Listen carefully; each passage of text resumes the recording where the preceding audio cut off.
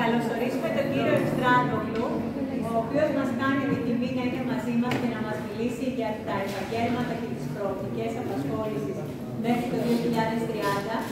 Ένα θέμα το οποίο είναι πάρα πολύ επίκαιρο, πάρα πολύ δύσκολο, κάτι το οποίο θα έπρεπε να το γνωρίζουμε όλοι και κατά κάποιο τρόπο να κάνουμε τις επιλογές μας με βάση αυτά τα δεδομένα.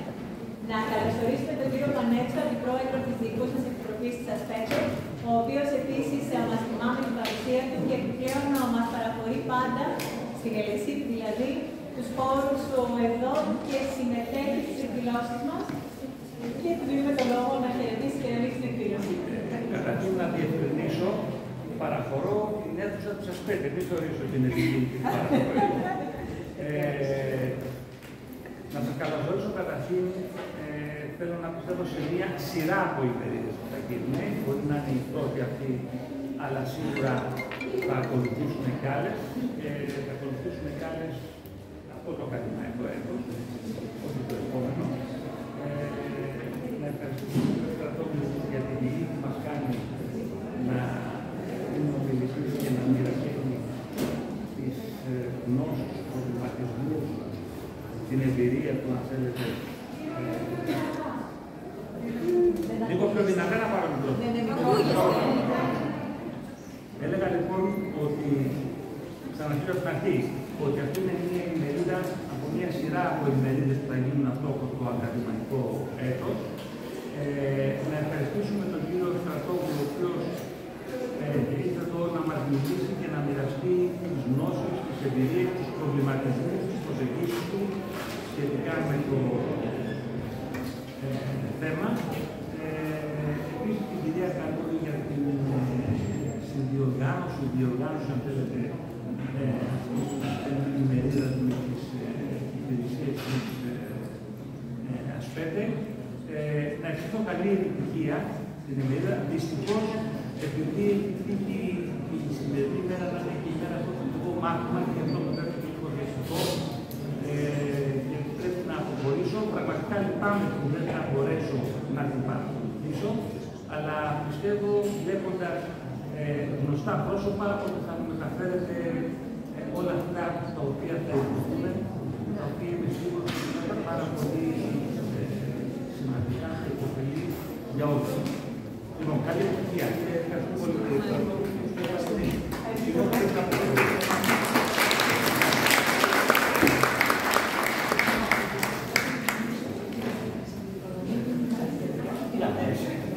δεν ξέρω πώς ακούγομαι καλύτερα μέσα στο μικρόφωνο, έξω από αυτό, θα μου πείτε. Το μικρόφωνο, έτσι. Ωραία. Να ευχαριστήσω και εγώ με τη σειρά με την κυρία Καλούρη για την ευκαιρία που μου δίνει να μοιραστώ μαζί σας μερικά δεδομένα και μερικές σκέψεις γύρω από τις εξελίξεις στα επαγγέλματα. Παρά το γεγονός ότι ο χώρος δεν μας βοηθάει και δεν είναι ζωή, θα ήθελα αυτό που θα κάνουμε σήμερα να μην πάρει τη μορφή μιας τυπικής διάλεξης, που εγώ θα σας πω κάποια πράγματα, αλλά με αφορμή αυτό που θα σας δείχνω να γίνεται μια συζήτηση. Γι' αυτό θα σας παρακαλούσα κάθε φορά που θα σας δείχνω κάτι και θα έχετε μια απορία, μια επιφύλαξη, ένα σχόλιο να κάνετε, να με διακόπτετε και να το κάνουμε εκείνη τη στιγμή. Όχι να ολοκληρωθεί ο κύκλος της παρουσίασης και να κουβεντιάσουμε. Στο τέλος, αν μας δοθεί και ευκαιρία, μπορεί να κουβεντιάσουμε και επιπλέον. Αλλά το πιο καλό θα ήταν τη στιγμή που σας δίνω πιο κάτι και εσείς έχετε ένα σχόλιο, να το κάνουμε και τη στιγμή. Ώστε η εκδήλωση να πάρει το χαρακτήρα μια συζήτηση, ενός διαλόγου.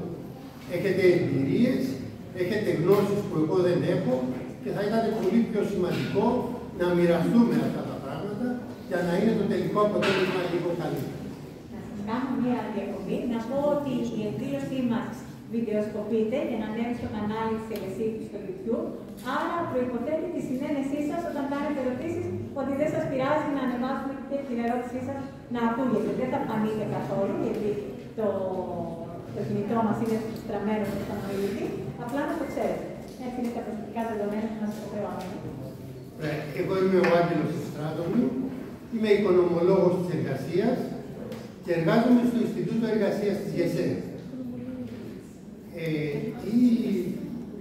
Η συζήτηση που θα κάνουμε σήμερα αφορά σε μία διάσταση των επαγγελμάτων. Αφορά σε αυτό που θα μπορούσαμε να πούμε την ποσοτική τους διάσταση. Θα δούμε τις εξελίξεις στα επαγγέλματα από το 2011 μέχρι το 2022 και από το 2022 μέχρι το 2030. Το 2011 πολλοί από εσάς θα ξέρετε ότι ήταν καθοριστική χρονιά για την έρευνα στα επαγγέλματα, γιατί άλλαξε η ταξινόμηση των επαγγελμάτων από την UNESCO. Και σε αναλυτικό επίπεδο, όπως θα δείτε πολλά από τα δεδομένα μας θα μιλήσουμε σε αναλυτικό επίπεδο, δεν μπορεί να γίνουν εύκολα διαχρονικές συγκρίσεις για το χρονικό διάστημα πριν από το 2007. Γι' αυτό η περίοδος που θα μιλήσουμε θα είναι 11 με 22 και 22 με 2030. Και επειδή, όπως σας είπα, θα ήθελα περισσότερο να πάρει τη μορφή μια συζήτηση και ενός διαλόγου, θα μου επιτρέψετε έξω λίγο από το κείμενο αυτό που θα κουβεντιάσουμε, να σας κάνω μια βασική ερώτηση και να μου απαντήσετε. Ακούμε τη λέξη αγορά εργασίας. Αυτό φαντάζομαι ότι το ακούμε καθημερινά άπειρος. Μπορεί να μου πει κάποιος σας τι είναι η αγορά εργασίας? Τι είναι αυτό το πράγμα? Τι είναι η αγορά εργασίας? Πέστε μου τη γνώμη σας. Μην διστάσετε. Ό,τι σας έρχεται στο μυαλό το λέτε. Τι είναι η αγορά εργασίας? Ναι. Ένας χώρος προσφοράς και ζήτησης επαγγελμάτων και θέσεων εργασίας. Πολύ κοντά. Ένας χώρος. Αυτός τι χώρος είναι γεωγραφικός? Όχι απαραίτητα, αλλά περικλείεται από κάποιο γεωγραφικό εύρος σε κάθε περίπτωση. Ας πούμε, άλλη αγορά εργασίας της Ελλάδας, άλλη της Αμερικής. Ωραία. Να σας ρωτήσω κάτι άλλο τώρα. Η αγορά εργασίας υπήρχε ανέκαθεν? Δηλαδή στην ιστορία της εξέλιξης της ανθρωπότητας υπήρχε η αγορά εργασίας? Ας πούμε για παράδειγμα στην κλασική Αθήνα, στην Αθήνα του Περικλή, είχαμε αγορά εργασίας? Μια άλλη μορφή. Είχαμε. Ναι, για πέστε μου. Είχαμε.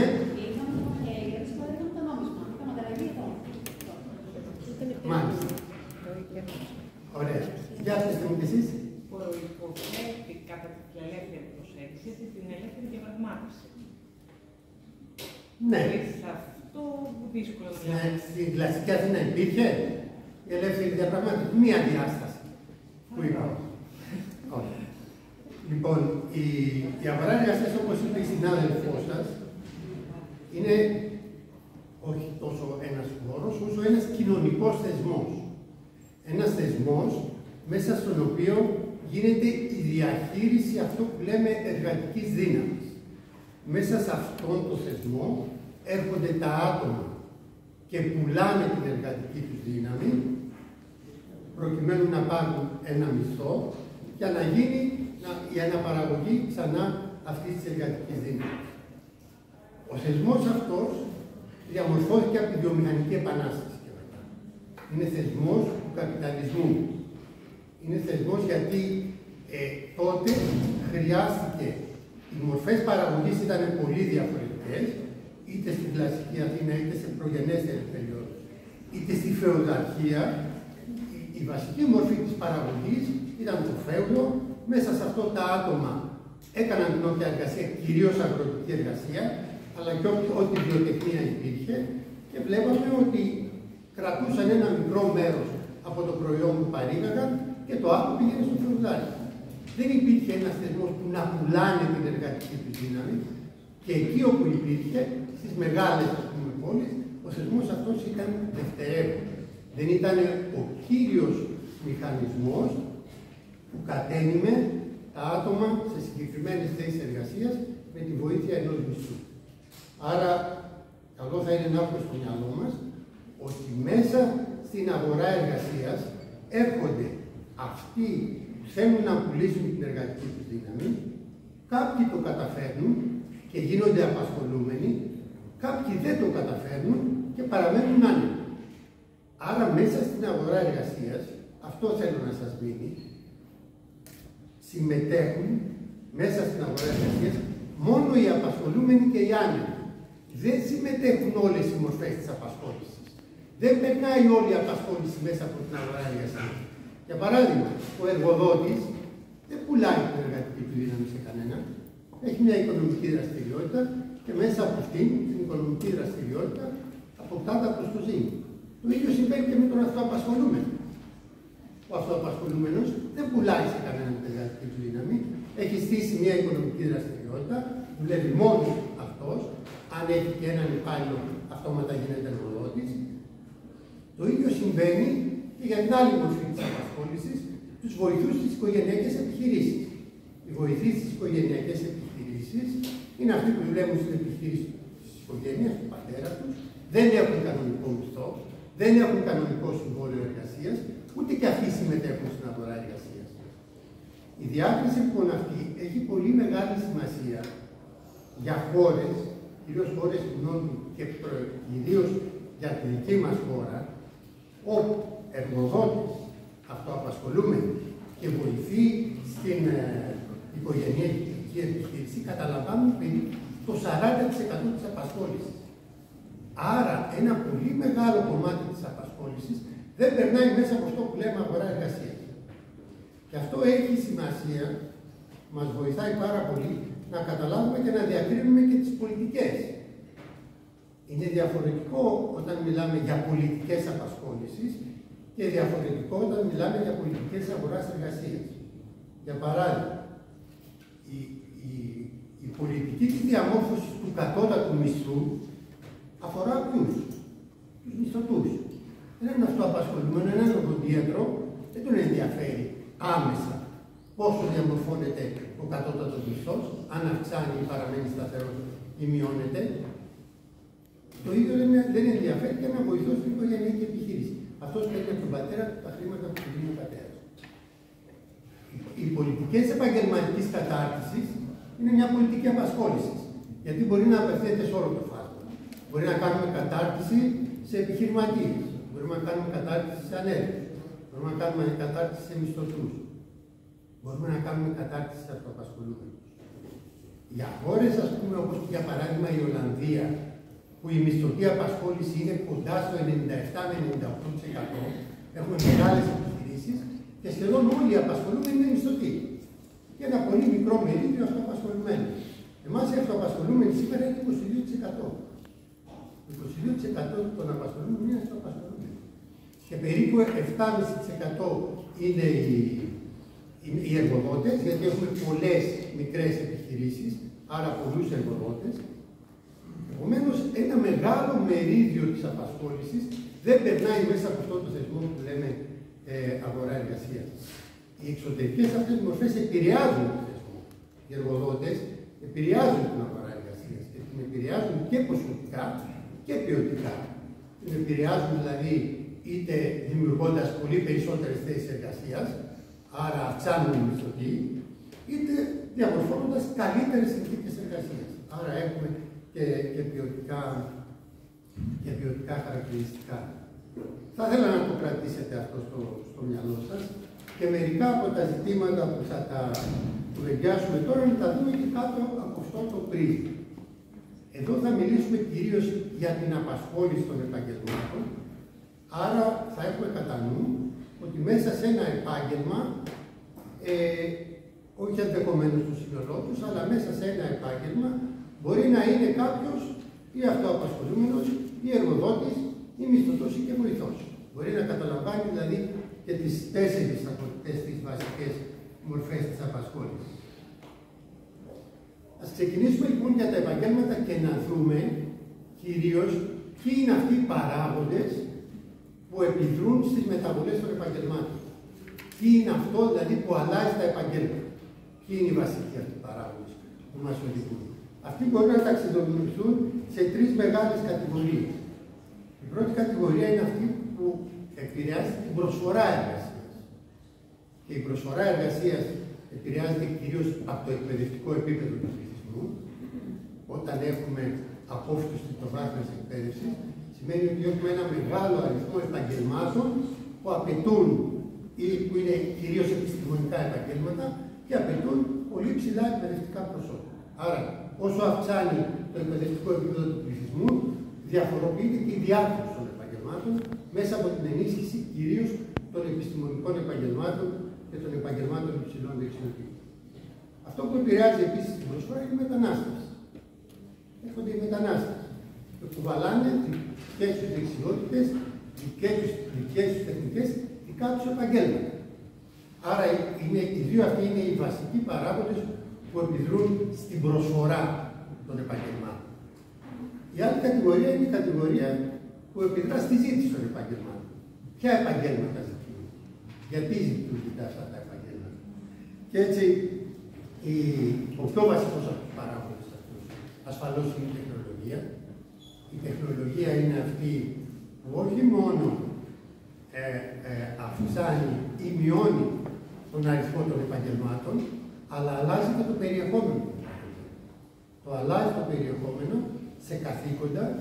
Πολλά από τα καθήκοντα που στο παρελθόν ασκούσε το άτομο έχουν μεταφερθεί μέσα της τεχνολογίας και μέσα από προγράμματα υπολογιστών έχουν μεταφερθεί στο εντός εισαγωγικό κεφάλαιο.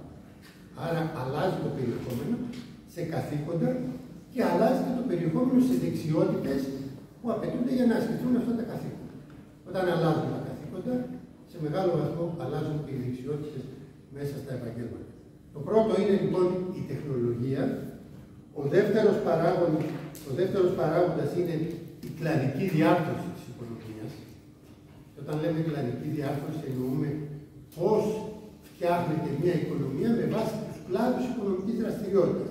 Θα το δούμε πιο αναλυτικά παρακάτω, δηλαδή πόσοι πολλοί απασχολούνται στη γεωργία, πόσοι απασχολούνται στη βιομηχανία, πόσοι απασχολούνται στις υπηρεσίες. Αυτή η διάρθρωση επηρεάζει και σε μεγάλο βαθμό τα επαγγέλματα, γιατί όπως θα το δούμε αμέσως παρακάτω, θα δούμε ότι η βιομηχανία χρησιμοποιεί σε μεγάλο βαθμό διαφορετικά επαγγέλματα από αυτά που δημιουργεί η υπηρεσία, από αυτά που χρησιμοποιεί η υπηρεσία ή από αυτά, ας πούμε, που απαιτεί η γεωργία. Άρα ένας βασικός παράγοντας είναι πώς είναι διαρθρωμένη η οικονομία κλαδικά και ένας άλλος παράγοντας πια είναι η παγκοσμιοποίηση και κυρίως η διεθνοποίηση του εμπορίου και η διεθνοποίηση και η μετατροπή του σε ηλεκτρονικό εμπόριο. Και αυτός είναι ένας σημαντικός παράγοντας που επιδρά σε μεγάλο βαθμό στα επαγγέλματα. Μια τρίτη κατηγορία που επιδρά είναι οι θεσμικοί παράγοντες. Οι θεσμικοί παράγοντες επιδρούν και στο σκέλος της προσφοράς και στο σκέλος της ζήτησης. Για παράδειγμα, όπως είναι οι πολιτικές του κατώτατου μισθού, όπως είναι οι παροχές, που είναι οι κοινωνικές παροχές που δίνει, οι συνθήκες που διαμορφώνονται στην αγορά εργασίας μέσα από τις ρυθμίσεις της αγοράς εργασίας, είναι συνθήκες που είτε προκαλούν άτομα να μπουν στην αγορά εργασίας, να δουλέψουν δηλαδή σε κάποια επαγγέλματα. Όταν αυξάνει ο μισθός ενός επαγγέλματος, αυτό αποτελεί και ένα κίνητρο σε κάποια άτομα να έρθουν να δουλέψουν. Όταν αντίθετα ο μισθός ενός επαγγέλματος είναι πάρα πολύ χαμηλός, όλα από τα άτομα και κυρίως τα νέα άτομα προτιμούν να κάνουν κάτι άλλο παρά να βγουν στην αγορά εργασίας και να δουλέψουν. Άρα αυτές είναι οι θεσμικοί παράγοντες επίσης επιδρούν και τους εργοδότες στο να δημιουργήσουν θέσεις εργασίας. Και αφού δημιουργούν ή τους διευκολύνει ή τους εμποδίζει. Πολλές φορές οι υψηλές κοινωνικές παροχές, οι μεγάλες ρυθμίσεις, γι' αυτό και υπάρχει και μια διαμάχη ανάμεσα κυρίως και στα συνδικάτα και στους εργοδότες, αναφορικά με τις ρυθμίσεις της αγοράς εργασίας. Με εργαζόμενοι τις θέλουν, τις χρειάζονται, τις απαιτούν, έχουν να κάνουν με την ποιότητα της ζωής τους. Επειδή αυτό εκφέρει ένα κόστος, οι εργοδότες δεν θέλουν να καταβάλουν αυτό το κόστος. Άρα αυτή είναι μια μόνιμη διαμάχη, διαχρονική, από όταν γεννήθηκε ο καπιταλισμός μέχρι τις μέρες. Εδώ βλέπουμε και μόνο αυτή τη διάκριση θα κάνουμε και θα προχωρήσουμε μετά σε δεδομένα. Εδώ μιλάμε για τις ευκαιρίες απασχόλησης, για τη ζήτηση επέκτασης και τη ζήτηση αναπλήρωσης στα επαγγέλματα. Αυτό που μας ενδιαφέρει πιο πολύ, κυρίως για το μέλλον, είναι τι ευκαιρίες για την απασχόληση δημιουργεί ένα επάγγελμα. Και οι ευκαιρίες είναι το άθροισμα. Το των νέων θέσεων εργασίας που δημιουργεί μια οικονομία, όσο περισσότερα επιστημονικά επαγγέλματα χρειάζεται η οικονομία μας σήμερα, μαζί με αυτό που λέμε ζήτηση αναπλήρωσης, μαζί με αυτούς που αποχωρούν από το επάγγελμα για κάποιο λόγο, δημιουργείται μια κενή θέση, η οποία υποκανονικά συνθήκας πρέπει να καταλήξει. Έτσι, γι' αυτό συνήθως τη ζήτηση αναπλήρωσης την εκτιμάμε, έχουμε μια έμεση έκπληση, μέσα από τον αριθμό των απασχολούμενων σε ένα επάγγελμα που είναι σε ηλικία πάνω από 60 ετών. Γιατί εκτιμούμε ότι στην προσεχή πενταετία, υποκανονικά συνθήκας, γι' αυτό το λέμε εμείς, αυτοί θα αποχωρήσουν, άρα θα δημιουργηθεί ένα κενό.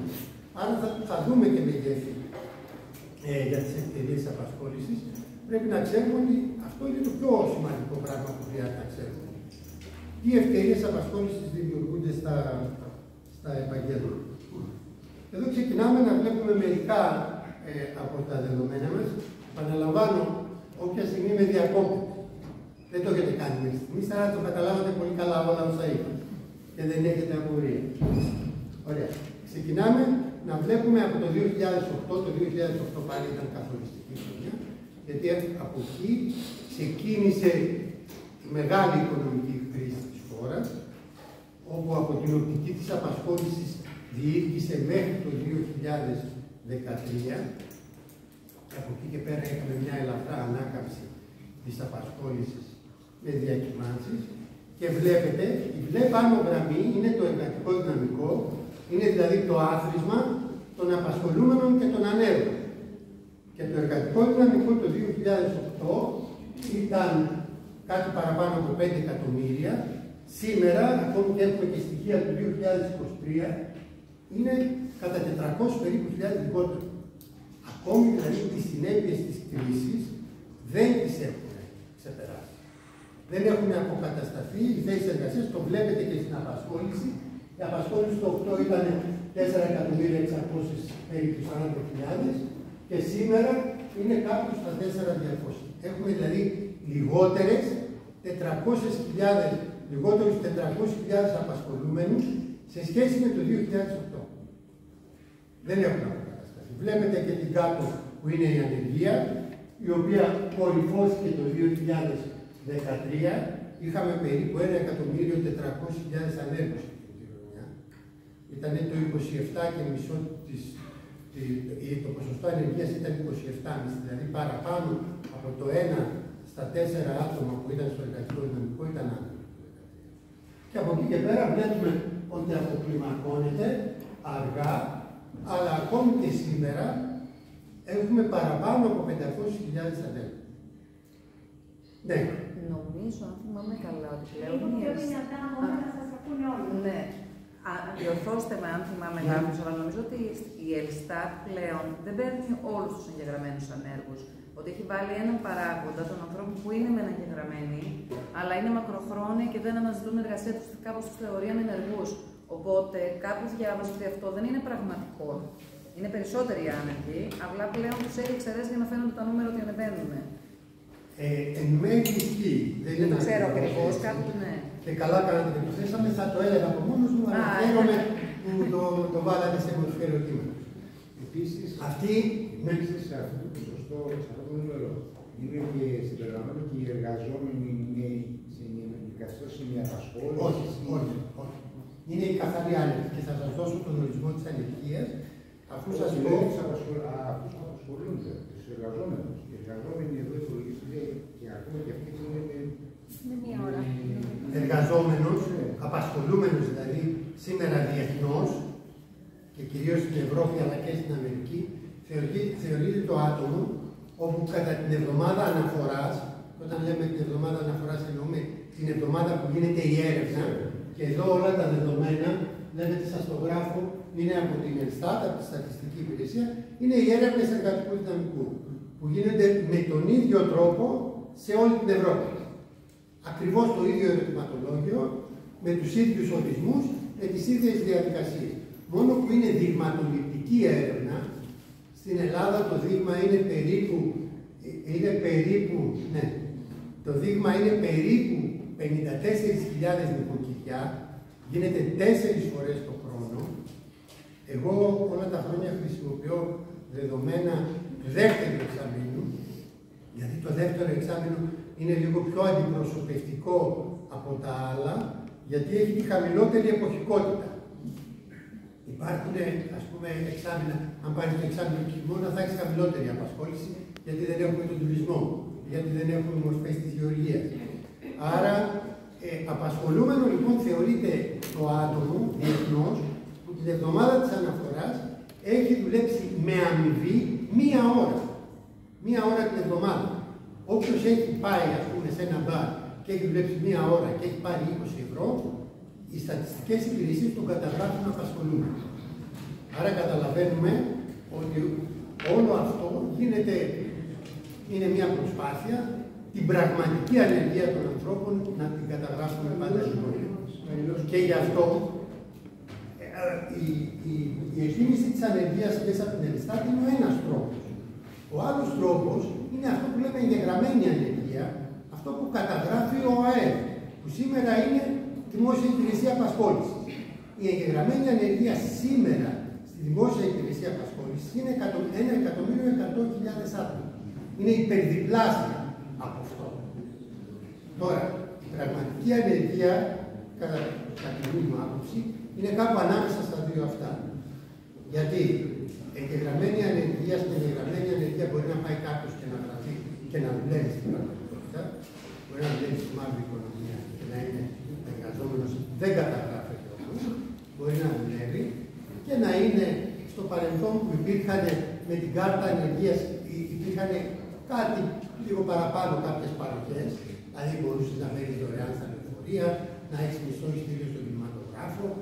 Γι' αυτό ήταν ένα κίνητρο και για κάποια άτομα να βγάζουν κάρτα ανεργίας. Άρα αυξανόταν η εγγεγραμμένη ανεργία. Και εδώ ισχύει και η Ελστάτ, πέραν του ότι είναι χρηματοληπτική έρευνα. Άρα μπορεί να μην πιάνει επί της ουσίας απόλυτα μια πραγματικότητα και άρα να υποεκτιμά την πραγματικότητα. Άρα η εκτίμησή μας είναι ότι κάπου η πραγματική ανεργία στη χώρα μας είναι ανάμεσα σε αυτά τα δύο μεγέθη. Και θα έλεγα ότι είναι αρκετά πάνω από τις 500.000, ότι οι εκτιμήσεις που κάνουμε στην ΕΣΕ είναι ότι είναι γύρω στις 700-750.000 ανεργία. Παρά το γεγονός ότι έχουμε και μια πολύ μεγάλη δυσκολία, αμέσως θα σας δώσω τον λόγο, να καταγράψουμε και τη μαύρη απασχόληση, τη μαύρη εργασία, η οποία δεν έχουμε τρόπο να μετράμε. Ο κύριος πρώτα. Πάντως στις πολιτικές απασχόλησης που αναφέρατε στα παράγοντα στην προηγούμενη καρτέλα του δύο προηγούμενους, ουσιαστικά μετράνε την ανεργία που φαίνεται στον ΑΕΠ. Θυμίζω ότι η δήλωση του Υπουργού Εργασίας λέει να πέσει κάτω από 1 εκατομμύριο αριθμό των ανέργων, να ανοίξουμε τις τριετίες για τους εργαζόμενους. Είναι σαν ένα συγκοινωνούν δοχείο που δεν είναι έτσι ακριβώς. Ναι, όχι, λέει ταυτοχρόνως να πέσει η ανεργία κάτω από 10%. Ή το εκατομμύριο. Ή το εκατομμύριο. Απλά, ναι. Ανάλογα ποιο είναι το ακροατήριο. Και αυτές φαίνονται τα στοιχεία του ΑΕΠ. Στα στοιχεία του ΑΕΠ για την εργασία. Αλλά σας είπα όμως και σε διεθνές επίπεδο, επειδή όλες οι χώρες καταγράφουν και μέσα από τις δημόσιες υπηρεσίες, εκτός από την έρευνα, την ανεργία, επίσημα θεωρείται το ποσοστό ανεργίας και η ανεργία αυτή εδώ. Και για να μπορούν να γίνονται και συγκρίσεις σε ευρωπαϊκό επίπεδο, κυρίως.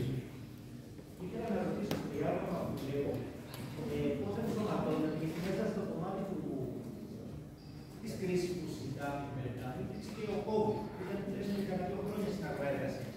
Το 19-20. Ναι. Άμα θα δείτε στο 19-20 έχουμε μείωση της απασχόλησης κατά 120.000 άτομα. Παρόλες τις πολιτικές που έλαβε το κράτος με την έννοια της επιδότησης κτλ. Παρόλα αυτά. Παρόλες τις εθνικές πολιτικές του ΑΕΠ μέσα στο προγραμμάτων. Είχαμε μείωση κάπου 120.000 θέσεις μεταξύ 19 και 20. Οι οποίες φαίνονται και μετά από το 20 και μετά αρχίζει και μια ελαφρά ανάκαμψη. Το βλέπουμε εκεί πέρα στην κόκκινη γραμμή ότι με μεταξύ, ας πούμε, το 19 είχαμε 3.956 και πήγε 3.844. Ήταν πολύ ενδιαφέρον και η στο και παρακάτω ότι στη δεκαετία της κρίσης δεν έχουμε ουσιαστική μεταβολή στους κλάδους, δηλαδή να έχουμε μεγάλη μετακίνηση προσωπικού, όσο έχουμε στον COVID. Είτε με τα επαγγέλματα που είναι γύρω από το ηλεκτρονικό εμπόριο, είτε τις μεταφορές, που εκεί έχουμε μετατόπιση του. Θα το δούμε. Θα δούμε και λίγο παρακάτω. Θα κοιτάξουμε στα επαγγέλματα. Και εδώ ερχόμαστε σε αυτή τη διαφάνεια να δούμε, μπαίνουμε πια στα επαγγέλματα. Και εδώ βλέπουμε τις βασικές κατηγορίες των επαγγελμάτων. Σας λέω ότι επισήμως η ίσκο που μετράει τα επαγγέλματα έχει 4 βασικές κατηγορίες. Η μονοψήφια κατηγορία που έχει αυτά τα 10 επαγγέλματα που βλέπετε, και εδώ βλέπουμε τη διαχρονική εξέλιξή τους από το 11 μέχρι το 22, έχει σε διψήφιο κωδικό επαγγέλματος που έχει 42 επαγγέλματα, τριψήφιο κωδικό επαγγέλματος που θα τα δουλέψουμε παρακάτω που έχει 122 επαγγέλματα και τετραψήφιο κωδικό που έχει 404 επαγγέλματα. Άρα έχουμε δηλαδή πολύ αναλυτικά επαγγέλματα και η ίσκο μέσα στην ταξινόμηση που έχει και μέσα στο βιβλιαράκι, άμα το πάρετε και το κατεβάσετε από το διαδίκτυο, θα δείτε ότι έχει και όλα τα αναλυτικά καθήκοντά τους. Είτε είναι σε γενική κατηγορία, δηλαδή ποια είναι τα βασικά καθήκοντα των επαγγελματιών, τα περιγράφει σε γενική κατηγορία, και όταν πηγαίνει στους γιατρούς, περιγράφει αναλυτικά, όταν πηγαίνει στις εξειδικεύσεις των γιατρών, περιγράφει αναλυτικά τα καθήκοντά της. Άρα έχετε ένα εργαλείο στα χέρια σας, που είναι η ίσκο, η ταξινόμηση της ίσκο, να έχετε μία πρώτη πληροφόρηση για τα καθήκοντα των επαγγελμάτων. Και επειδή σε μεγάλο βαθμό τα καθήκοντα συνδέονται με δεξιότητες, θα το δούμε, νομίζω ότι έχουμε και κάποιες διαφάνειες γι' αυτό, θα το δούμε. Εδώ στο διάγραμμα έχω κρατήσει ακριβώς τις ίδιες κλίμακες, μετράμε δηλαδή την απασχόληση από το 0 μέχρι το 1 εκατομμύριο, για να μπορούμε να βλέπουμε, εκτός από την εξέλιξή τους μέσα στον χρόνο, αν κάποια κατηγορία επαγγέλματος αυξάνει ή μειώνει, να βλέπουμε και την έκτασή τους. Πόσοι πολλοί είναι οι απασχολούμενοι.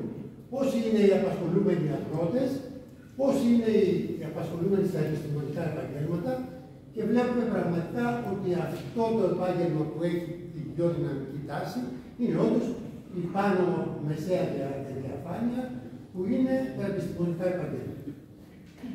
Μην στέκεστε τόσο στα δεδομένα, αυτά θα τα πάρετε και σας λέω ότι και αν θέλετε και συμπληρωματικά δεδομένα, παίρνετε το τηλέφωνο μου από την κυρία Καλιούρη και εγώ μπορώ να σας δώσω αναλυτικά ό,τι στοιχεία χρειάζεστε ή για τη δουλειά σας ή για κάποια εργασία που κάνετε. Το κάνουμε με χαρά. Δεν έχω πρόβλημα σε αυτό. Γι' αυτό καλύτερα να σταθούμε στη λογική, μην καταγράφετε δεδομένα κάτω, γιατί θα τα πάρετε. Μπορείτε να πάρετε και την παρουσίαση, μπορείτε να έχετε και όποια άλλη θέλετε. Εδώ τώρα ερχόμαστε σε αυτό που λέμε σε τριψήφιο κωδικό επαγγέλματος. Έχουμε 122 επαγγέλματα. Και επειδή δεν χωρούσαν σε μία διαφάνεια, τα έχω σε 1, 2 και 3. Πώς τα έχω. Σε αυτή την πρώτη διαφάνεια βλέπουμε τις μεταβολές της απασχόλησης στα επαγγέλματα ανάμεσα στο 11 και 22, κυρίως για τα αναλυτικά επαγγέλματα των ανώτερων στελεχών και των διευθυντών, των επαγγελματιών που στην πραγματικότητα οι επαγγελματίες είναι τα επιστημονικά επαγγέλματα και των τεχνικών. Για λόγους χώρου, δεν θα φαινόταν στη διαφάνεια αν προσπαθούσα να βάλω 122, τα έχω χωρίσει. Και βλέπουμε ποια είναι τα επαγγέλματα που αυξάνουν την απασχόλησή τους και ποια είναι τα επαγγέλματα που μειώνουν την απασχόλησή τους. Το ίδιο θα δούμε και στο διάστημα 22-30, αμέσως παρακάτω. Η μόνη επιφύλαξη που έχουμε εδώ, βλέπετε ότι το πιο δυναμικό επάγγελμα εμφανίζονται να είναι οι νοσηλευτές και οι ΜΕΕΣ και το πιο φθήνον να είναι οι τεχνολόγοι της νοσηλευτικής. Αυτό είναι ένα πρόβλημα που έκανε η στατιστική, γιατί μέχρι πρότινος ταξινομούσε κάποια άτομα στη μία κατηγορία, τα πήρε από τη μία και τα έβαλε στην άλλη. Και γι' αυτό έχουμε αυτόν τον εξαιρετικά δυναμισμό των νοσηλευτών και των ΜΕΟ, που είναι δυναμικό επάγγελμα, έτσι κι αλλιώς. Έχει αύξηση και θα το δούμε και παραπέρα, και δεν είναι τόσο φθήνον επάγγελμα η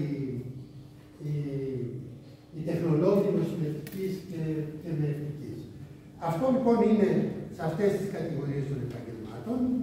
Εδώ έχουμε τους πολιτές και τους απασχολούμενους στην παροχή υπηρεσιών και βλέπουμε ποιο είναι το επάγγελμα, ότι οι υπάλληλοι γενικών καθηκόντων ήταν το επάγγελμα που δημιουργήθηκε, που μέσα σε αυτό δημιουργήθηκαν οι περισσότερες θέσεις εργασίας και ταυτόχρονα οι πολιτές σε καταστήματα ήταν το πιο φθήνον επάγγελμα. Ήταν αυτό που έχασε, που σε αυτό το επάγγελμα καταστράφηκαν οι περισσότερες θέσεις εργασίας. Και μπορούμε να τα βλέπουμε αναλυτικά. Και όπως θα δείτε παρακάτω, κάνουμε ένα συνδυασμό. Εδώ είναι για τις άλλες κατηγορίες των επαγγελμάτων. Είναι αγρότες, οι τεχνίτες, οι χειριστές σταθερών βιομηχανικών εγκαταστάσεων και μηχανημάτων και οι ανειδίκευτοι εργάτες. Και εδώ βλέπουμε πάλι την εξέλιξή τους.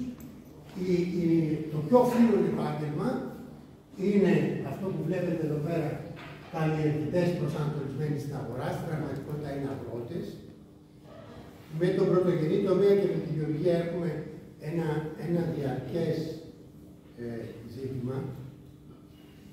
Το 1951 που έγινε η πρώτη επίσημη απογραφή πληθυσμού στην Ελλάδα, οι απασχολούμενοι στη γεωργία ήταν το 71% του πληθυσμού. Το 1951. Το 71% και 29% ήταν όλα τα άλλα επαγγέλματα. Άρα ήταν μια αμιγώς αγροτική χώρα. Σήμερα το ποσοστό της απασχόλησης στη γεωργία είναι κοντά στο 11%. Έχουμε 11% απασχολούμενους στο πρωτογενή τομέα. Ο μέσος κοινοτικός όρος είναι 3%. Ο μέσος κλήρος στην Ελλάδα είναι 40 στρέμματα. Ο μέσος κλήρος στην Ευρώπη, 40 στρέμματα σε 5,4 μεριές. Δηλαδή τα 40 στρέμματα που έχει μια αγροτική εκμετάλλευση δεν είναι ένα ενιαίο 40 στρέμματα, είναι κατά μέσο όρο σε 5,4 μεριές. Στην Άνω Παναγιά, στην Κάτω Παναγιά, στον Τρυπόταμο και όπου θέλει να είναι. Ο μέσος όρος μιας αγροτικής εκμετάλλευσης στην Ευρωπαϊκή Ένωση είναι 400 στρέμματα. Είναι δεκαπλάσιο και είναι κατανεμημένο σε 2,8 περίπου. Αυτό όταν έχουμε μια εικόνα πάρα πολλούς απασχολούμενους σε μικρό χώρο, τι μας δείχνει αυτό, τι συνεπάγεται να έχουμε πολλούς απασχολούμενους που να δουλεύουν σε πολύ μικρό χώρο. Για πέστε το. Μικρή παραγωγή ίσως. Μικρή παραγωγή και τι άλλο. Τι άλλο, για πέστε να ακούσω ότι δεν είμαστε ανταγωνιστικοί. Γιατί δεν είμαστε ανταγωνιστικοί? Δεν μπορούμε να μονοπόλιο. Δεν μπορούμε να καθορίσουμε την τιμή. Δεν μπορούμε να καθορίσουμε την τιμή. Ποιος είναι ο παράγοντας που καθορίζει την ανταγωνιστικότητα μιας οικονομίας? Όχι, την ανταγωνιστικότητα. Ποιος καθορίζει την ανταγωνιστικότητα? Η ποιότητα και η ποσότητα. Η ποιότητα, εν μέρει, ναι, σωστό. Η παραγωγικότητα. Όταν έχουμε λοιπόν ένα μεγάλο αριθμό ατόμων και χαμηλή παραγωγή, έχουμε χαμηλή παραγωγικότητα. Αφού έχουμε χαμηλή παραγωγικότητα, έχουμε αναγκαστικά ψηλές τιμές και δεν είναι ανταγωνιστικές. Η μόνη ελπίδα για τον πρωτογενή τομέα στη χώρα μας είναι πραγματικά η μεγάλη ποικιλία των αγροτικών προϊόντων και η πολύ ψηλή ποιότητά τους σε κάποια από αυτά. Αλλά θα το έχετε δει και μόνοι σας ότι πηγαίνετε στο μανάρικο της γειτονιάς και βλέπετε λεμόνια Αργεντινής 1 ευρώ και λεμόνια Κορινθίας 2,7. Είναι αποτέλεσμα αυτής της δομής που έχει ο πρωτογενής τομέας στη χώρα. Και αυτό θα σήμαινε ότι πρέπει ένα κομμάτι των απασχολούμενων στη γεωργία στην πραγματικότητα να φύγει, να αυξηθεί ο πλήρως, να αυξηθεί η μέση αγροτική εκμετάλλευση, άρα να αυξηθεί η παραγωγικότητα. Πράγμα που είναι πολύ δύσκολο, γιατί για να φύγει από εκεί πρέπει να πάει κάπου αλλού. Και όταν η οικονομία δεν γεννάει πολλές θέσεις εργασίας, όπως θα το δούμε όλες παρακάτω, τότε δεν μπορεί να γίνει. Ναι. Ασφαλώς. Ασφαλώς. Και αυτό είναι ένα άλλο πρόβλημα και έχει να κάνει με το γεγονός ότι διαχρονικά δεν καταφέραμε να στήσουμε υγιείς συνεταιρισμούς που να μπορούν να διοχετεύουν άμεσα το προϊόν από την παραγωγή στην κατανάλωση χωρίς τη μεσολάβηση τρίτων. Αυτό θα κρατούσε ασφαλώς τις τιμές πολύ χαμηλές. Είναι και αυτός ένας από τους παράγοντες που είναι πολύ, πολύ σημαντικός. Κάποιο άλλο σχόλιο? Ναι. Θεωρώ ότι επίσης ένας ιδιαίτερα σημαντικός παράγοντας, ίσως και ο σημαντικότερος τα τελευταία 10 χρόνια, και παλιότερα βεβαίως, όχι ότι ήμασταν καλύτερα, αλλά ειδικά την τελευταία δεκαετία, δραματικό είναι το γεγονός σε σχέση με το κόστος της ενέργειας. Και χωρίς ενέργεια δεν μπορεί να αναπτύξεις. Ασφαλώς. Δεν μπορεί να έχεις ούτε παραγωγικότητα, ούτε ασφαλώς. Που αφορά όχι μόνο τον πρωτογενή τομέα, το κόστος της ενέργειας αφορά και στη βιομηχανία, αφορά εμέλη και υπηρεσίες. Αφορά σε κάθε κλάδο, αλλά ιδιαίτερα στον πρωτογενή τομέα, θεωρώντας ότι ο πρωτογενής τομέας είναι τόσο πιο πετυχημένος, όσο περισσότερες πρώτες ύλες μπορεί να αυτοπαράγει ως πρωτογενής τομέας. Οι πρώτες ύλες γνωρίζουμε, λιπάσματα για παράδειγμα, είναι αυτές εξαιρετικά ενεργοβόρες επιχειρήσεις. Άρα λοιπόν, αν είσαι υποχρεωμένος να εισάγεις την πρώτη σου ύλη για να καλλιεργήσεις, αν είσαι υποχρεωμένος να εισάγεις όλα τα τεχνικά χαρακτηριστικά που έχουν να κάνουν με την εκμηχάνηση της γεωργίας και της κτηνοτροφίας και αυτά να τα εισάγεις, γιατί αν προσπαθήσεις να τα παράγεις, είναι προφανέστατο ότι δεν μπορεί να είσαι ανταγωνιστικός, καθώς η τιμή της κιλοβατώρας σου είναι το τριπλάσιο και τετραπλάσιο κόστος από ό,τι είναι στη Βουλγαρία, στη Γερμανία, στη Γαλλία, όπου και να βρουν, όποια χώρα κι άλλη. Προσπαθήσουμε να κάνουμε σύγκριση και δυστυχώς είμαστε τελευταίοι. Συμφωνώ. Είναι ένας από τους παράγοντες που κρατάει τις τιμές πάρα πολύ ψηλά. Αναγκαστικά πάρα πολύ ψηλά. Και εδώ, τι κάνουμε? Για να θεωρήσουμε ένα επάγγελμα δυναμικό, χρειάζεται και να αυξάνει πάρα πολύ γρήγορα, αλλά και να δημιουργεί επαρκή αριθμό θέσεων εργασίας. Να δημιουργεί πολλές θέσεις εργασίας. Άρα δεν μας φτάνει ένα επάγγελμα να αυξάνει πάρα πολύ γρήγορα, αλλά αν έχει 1.000 απασχολούμενους και αυξηθεί και 100%, θα μας δημιουργήσει 1.000 νέες θέσεις εργασίας. Αν όμως είναι ένα μεγάλο επάγγελμα, γι' αυτό εδώ έχω επιλέξει για την περίοδο 11-22 τα 15 αυτά επαγγέλματα που ταυτόχρονα είχαν πολύ ψηλό αριθμό αύξησης της απασχόλησής τους, αλλά δημιούργησαν και μεγάλο αριθμό θέσεων εργασίας. Δηλαδή, οι υπάλληλοι γενικών καθηκόντων αυξήθηκαν περίπου κατά 46% σε αυτό το διάστημα και δημιούργησαν 76.000 νέες θέσεις εργασίας. Και πάει λέγοντας προς τα κάτω. Οι νοσηλευτές και ΜΕΕΣ, εκεί που βλέπετε το 1179 ρυθμό αύξησης και 63.000 είναι αυτό που σας είπα προηγουμένως. Είναι και λίγο στατιστικό λάθος. Το έχει κάνει αυτό η Ελιστάρ. Και βλέπουμε, εδώ έχουμε ένα κατάλογο με 15, αυτά ήταν τα πιο δυναμικά επαγγέλματα της περίοδου 11-22. Και αυτά εδώ, με την ίδια λογική, είναι τα πιο φθήνοντα επαγγέλματα. Αυτά που μειώνονται πολύ γρήγορα και ταυτόχρονα χάνονται σε αυτά πολλές θέσεις εργασίας. Και βλέπουμε αυτό που είδαμε προηγουμένως, τους αγρότες, δηλαδή τους καλλιεργητές προσανατολισμένους στην αγορά. Εδώ, επειδή έχουμε πολύ αναλυτική ταξινόμηση, δηλαδή έχουμε 4 κατηγορίες αγροτών, ενδεχομένως να υπάρχει και ένα ζήτημα καταγραφής, δηλαδή κάποιους που τους ταξινομούσε σε μία άλλη κατηγορία, τώρα να τους ταξινομεί σε μία άλλη και άρα να έχουμε τόσο μεγάλη απόκληση. Αλλά έχουμε μεγάλη μείωση στην γεωργία, στους αγρότες και αυτό εκτός από το τι γεννάει η οικονομία, τα ζητήματα που γεννάει που τους υποχρεώνει να αλλάξουν επάγγελμα, έχει να κάνει και με την ηλικία. Ο πρωτογενής τομέας, η γεωργία δηλαδή και η κτηνοτροφία, είναι ο πιο γυρασμένος κλάδος της ελληνικής οικονομίας. Έχει δηλαδή πολύ μεγαλύτερα κομμάτια απασχολούμενων σε μεγάλες ηλικίες. Και άρα ένα κομμάτι, το 94.300, είναι και αυτοί που αποχώρησαν από το επάγγελμα λόγω συνταξιοδότησης και δεν αντικαταστάθηκαν.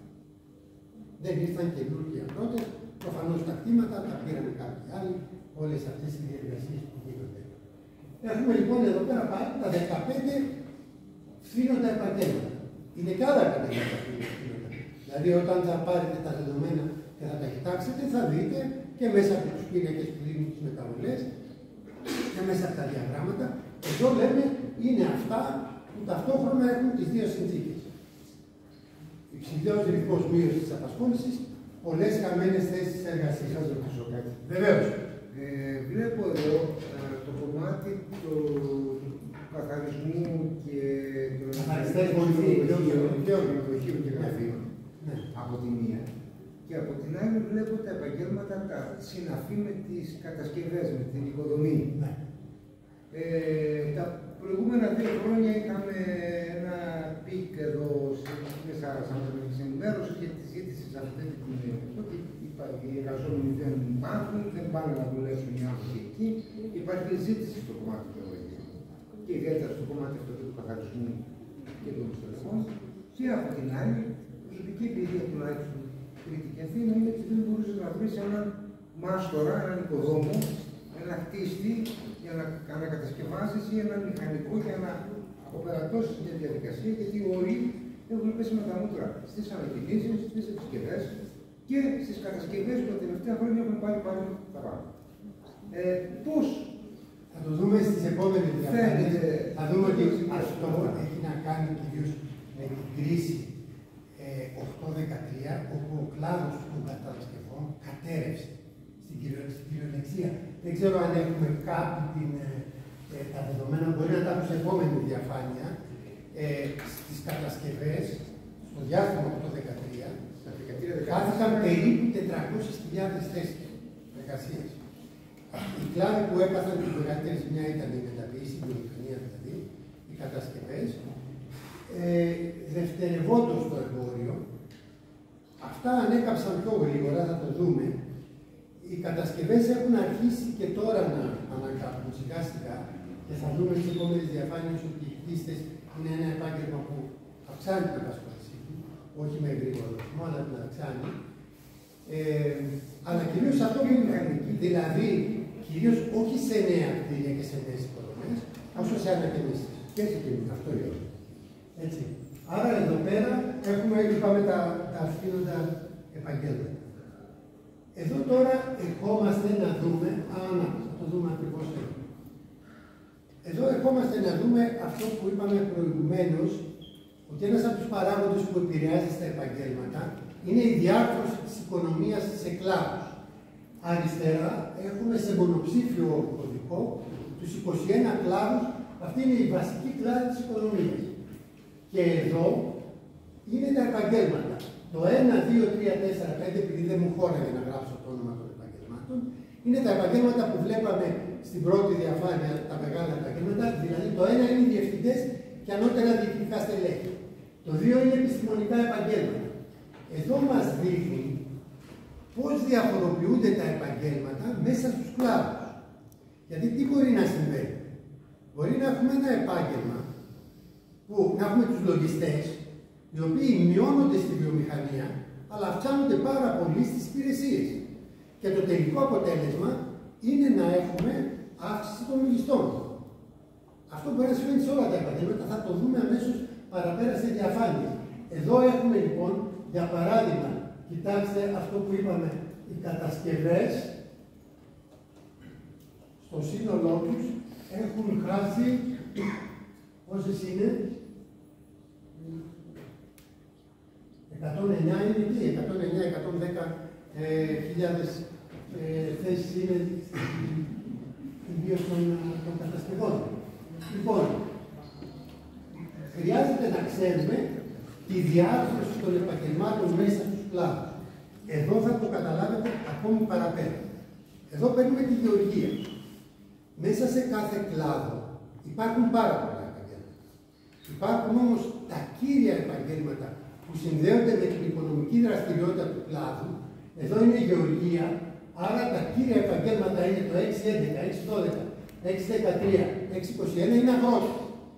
Τα κύρια επαγγέλματα είναι αυτά που συνδέονται με την οικονομική δραστηριότητα του κλάδου και υπάρχουν και άλλα επαγγέλματα που είναι απαραίτητα για να ολοκληρωθεί η παραγωγική διαδικασία μέσα σε ένα κλάδο. Δηλαδή, μπορεί να έχουμε και λογιστές μέσα στους συνεταιρισμούς. Εδώ έχουμε την εξέλιξη των επαγγελμάτων μεταξύ 11 και 22, το 6-11 που είναι, ας πούμε, οι αγρότες και καλλιεργητές προσανατολισμένοι στην αγορά, βλέπουμε ότι ήταν 366.000 το 2011 και έγιναν 270.000 το 2022. Και εδώ το βλέπουμε σε όλα τα επαγγέλματα. Εδώ το φάσμα των επαγγελμάτων, αμέσως θα σας δώσω το λόγο, το φάσμα των επαγγελμάτων είναι μικρό. Γιατί η γεωργία σε μεγάλη έκταση χρησιμοποιεί αυτά τα επαγγέλματα. Και εδώ βλέπετε, έχουν στην άκρη και λοιπά επαγγέλματα. Το 9-21 είναι οι ανειδίκευτοι εργάτες του πρωτογενή τομέα, οι εργάτες γης δηλαδή, και στην άκρη βλέπουμε πόσα λίγα ακόμη επαγγέλματα. Έχει 12.000-12.500 άλλα επαγγέλματα. Μπορεί να είναι γεωγόνοι, μπορεί να είναι έμποροι που εμπορεύονται αγροτικά προϊόντα. Άρα χρειάζεται να ξέρουμε τη διάρθρωση των επαγγελμάτων μέσα στους κλάδους. Και όταν, για παράδειγμα, ο κλάδος των κατασκευών κατέρευσε, άρα χτίστες, μηχανικοί, αυτοί που ήταν τα κύρια επαγγέλματα του κλάδου, κατέρευσαν και αυτά στην ακόλουθη. Ναι. Ναι. Πολύ ενδιαφέρον αυτό και θα μπορούσε ένα άτομο, γενικά όταν κάποιος θέλει να μεταφύσει στην αγορά εργασίας, να ξεκινήσει τα παιδιά, θα ήταν χρήσιμο ή από την πλευρά του συμβούλου να ελέγξει, να δει τα δεδομένα αυτά και κάποιος να προσανατολιστεί, αυτό, λογιστής που είπατε. Είναι φοβερό που διαφρώνεται διαφορετικά σε ένα κλάδο, διαφορετικά σε έναν άλλο. Είναι παγίδα το να πας να κινηθείς προς μία ή σε κατευθύνει κάπου η οικονομία μαζί με την κατάσταση την όλη, τους παράγοντες που αναλύσαμε, σε κατευθύνουν κάπου. Επομένως είναι καλό να πας και εσύ προς αυτό το κάπου για να το βρεις διάδελος κάτω. Θα ήταν πολύ χρήσιμο πραγματικά οι σύμβουλοι να έχουν στα χέρια τους. Εγώ το κάνω, θα δείτε και παρακάτω, το κάνω αναλυτικά για όλους τους κλάδους. Και, άρα, και για τριψήφιο κωδικό επαγγέλματος. Δηλαδή, ξέρουμε τα 122 επαγγέλματα πώς διαρθρώνονται μέσα στους κλάδους και άρα θα ήταν εξαιρετικά χρήσιμο για ένα σύμβουλο να μπορεί να πει σε έναν άνεργο κάποια στιγμή ότι μην κοιτάς προς τη βιομηχανία, γιατί εκεί οι λογιστές μειώνουν. Θα κοιτάξεις στις υπηρεσίες, θα κοιτάξεις τις μεταφορές, μπορεί να κοιτάξεις την υγεία, μπορεί να κοιτάξεις οπουδήποτε, που το επάγγελμα μέσα σε αυτόν τον κλάδο αυξάνεται. Άρα αυτή θα είναι μια πολύ χρήσιμη πληροφορία που μας δίνει και τη γενική εικόνα του επαγγέλματος, αλλά μας δίνει και τη διάρθρωση του επαγγέλματος μέσα στον κλάδο. Μέσα σε ποιο κλάδο. Μπορούμε να του πούμε ότι μην σκοτώνεσαι να ψάξεις τις κατασκευές κάτι, γιατί εκεί είναι πολύ δύσκολο αυτό το πράγμα. Όμως, ας πούμε, στο εμπόριο είναι πολύ πιο καλά. Πολύ καλές. Να του δώσουμε μια πληροφόρηση. Τι θα κάνει εκείνος και αυτό. Ναι. Ωστόσο, δεν ξέρω αν αυτό θα ήταν και πολύ και καλό, δεδομένου ότι μιλάμε για μια δεκαετία όπου συνέβησαν δύο πολύ σημαντικά γεγονότα που δεν συμβαίνουν κάθε δεκαετία. Έτσι, δηλαδή συνέβη η κρίση, η οικονομική κρίση. Δεν είναι κρίση. Η κρίση, εν πάση περιπτώσει, η περίοδος και μετά πάμε και το στον πόδο. Εντάξει, αυτό που έχουμε τώρα είναι το 23.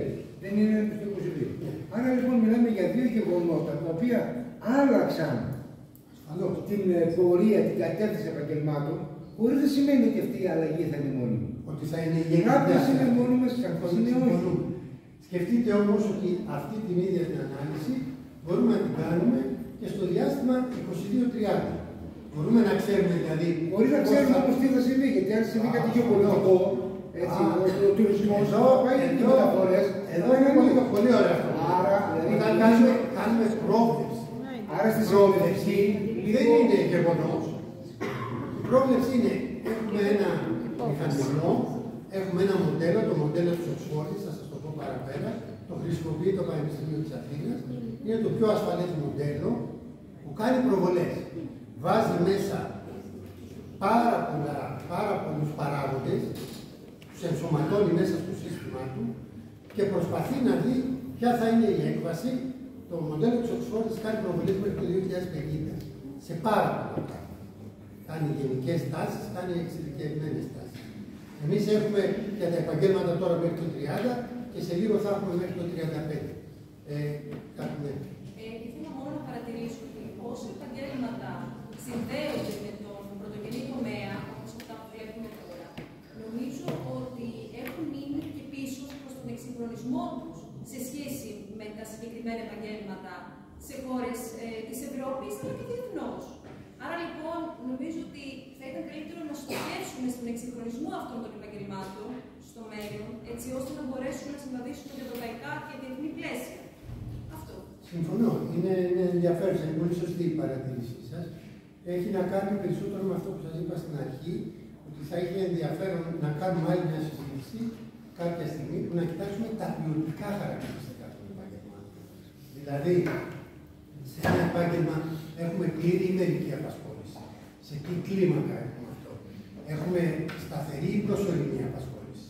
Τι αμοιβές έχουμε στο επάγγελμα. Τι συνθήκες εργασίας έχει το επάγγελμα. Τι προοπτικές για τη διασφάλιση καριέρας εξασφαλίζει ένα επάγγελμα. Να δούμε δηλαδή ποια ποιοτικά χαρακτηριστικά που συνδέονται με τα επαγγέλματα. Και εκεί μπορούμε να αντλήσουμε πληροφορίες από διάφορες πηγές για να κάνουμε αυτή τη δουλειά. Κοιτάξτε, αυτή ήταν η γεωργία. Κοιτάξτε τώρα εδώ, αυτοί είναι μεταβολές στη μεταποίηση, στη βιομηχανία. Κοιτάξτε πόσο μεγαλύτερο φάσμα επαγγελμάτων έχει και κοιτάξτε πόσα είναι και τα λοιπά επαγγέλματα. Εδώ έχω κρατήσει τα επαγγέλματα που σε μία από τις 2 χρονιές νομίζω έχουν, αν θυμάμαι καλά, πάνω από 20.000 άτομα. Σε ένα επάγγελμα, σε μία από τις 2 χρονιές και όλα τα άλλα που λέμε λοιπά επαγγέλματα, τα οποία δεν αυξάνουν, μπορεί να έχουν 15.000 απασχολούμενους, είναι πάρα πολλά τα επαγγέλματα. Η βιομηχανία λοιπόν χρησιμοποιεί ένα πολύ μεγάλο αριθμό επαγγελμάτων. Και κοιτάξτε, από το 7 και μετά είναι όλα τεχνικά επαγγέλματα. Είναι τεχνίτες επεξεργασίας τροφίμων, είναι χτίστες, είναι μονταδόροι, είναι χειριστές σε βιομηχανικές εγκαταστάσεις. Είναι αυτό που σας είπα. Ο κάθε κλάδος έχει ένα μοντέλο για τα επαγγέλματα. Όπου, είπαμε, τα βασικά επαγγέλματα είναι, έχουμε βιομηχανία. Άρα τι είναι λογικό να έχουμε στη βιομηχανία? Τεχνίτες, τεχνικούς. Άρα έχουμε μεγάλους αριθμούς στους τεχνίτες, το 7-11 είναι χτίστες κιόλας. Έτσι, 7-12, όλα αυτά τα 7 είναι τεχνικά επαγγέλματα. Έχουμε μεγάλο αριθμό από επαγγέλματα που συνδέονται με την οικονομική δραστηριότητα του κλάδου, που είναι η βιομηχανία. Έχει βέβαια ένα πολύ μεγάλο φάσμα, παράγει άπειρα πράγματα η βιομηχανία. Έχουμε και δευτερευόντως, έχουμε και άλλα επαγγέλματα που τα χρειάζεται η βιομηχανία για να ολοκληρώσει την παραγωγική της διαδικασία. Δεν θα μπορούσε η βιομηχανία χωρίς λογιστές, δεν θα μπορούσε χωρίς μηχανικούς, δεν θα μπορούσε χωρίς μια σειρά, χωρίς πολιτές. Αυτό ήθελα να πω. Χωρίς πολιτές. Δεν προλάβατε. Ναι, το 522 είναι πολιτές. Έτσι, είναι πολιτές. Έχει πολιτές που πουλάνε βιομηχανικά προϊόντα. Αυτή, ας πούμε, είναι η βιομηχανία. Αυτή εδώ είναι η κλάδη, εμπόριο, ξενοδοχεία, μεταφορές και αποθήκευση. Το 522 είναι πολιτές. Που το εμπόριο. Έτσι. Και βλέπουμε αυτό που είδαμε προηγούμενα, ότι έχασε απασχόληση μετά. Και βλέπουμε πώς διαρθρώνεται η απασχόληση. Συγγνώμη. Ωραία. Αυτό φανταστείτε ότι μπορούμε να το κάνουμε αναλυτικά για όλους τους κλάδους. Εδώ τα έχω συνοψίσει. Εδώ τώρα περνάμε στη δεύτερη φάση. Περνάμε στις προβολές. Περνάμε στις προοπτικές. Σας είπα προηγουμένως ότι είναι ένα εξαιρετικά αξιόπιστο μοντέλο. Πολλά από τα δεδομένα που μας έχει δώσει, γιατί ξεκινήσαμε στο Πανεπιστήμιο να το δουλεύουμε το 2018 και όλες οι προβλέψεις που κάναμε σε πολύ μεγάλο βαθμό επιβεβαιωνόντουσαν. Οι αποκλήσεις ήταν πάρα πολύ μικρές. Άρα ξέρουμε ότι σε μεγάλο βαθμό, αν όλα πάει καλά, άμα γίνει ένας πόλεμος ή άμα γίνει πάλι καμία κρίση άλλου είδους, αυτά ανατρέπονται. Έτσι. Εδώ λοιπόν τι έχουμε. Στην περίοδο 22-30 η συνολική μείωση, η συνολική απασχόληση θα μειωθεί. Θα μειωθεί κατά 2,8. Περίπου 117.000 θέσεις εργασίας. Θα το δούμε στην επόμενη διαφάνεια. Άρα δεν έχουμε τόσο καλή προοπτική για το πού θα πάει η οικονομία. Τι συμβαίνει τώρα εδώ? Ταυτοχρόνως, στην πρόβλεψη που κάνουμε, ξέρουμε ότι η παραγωγή μέχρι το 2030, το ΑΕΠ δηλαδή, στην πραγματικότητα η ακαθάριστη προσθέμενη αξία, είναι η καθαρή παραγωγή. Αυτή είναι η ακαθάριστη προσθέμενη αξία. Άμα βάλουμε και τους φόβους, γίνεται το ΑΕΠ.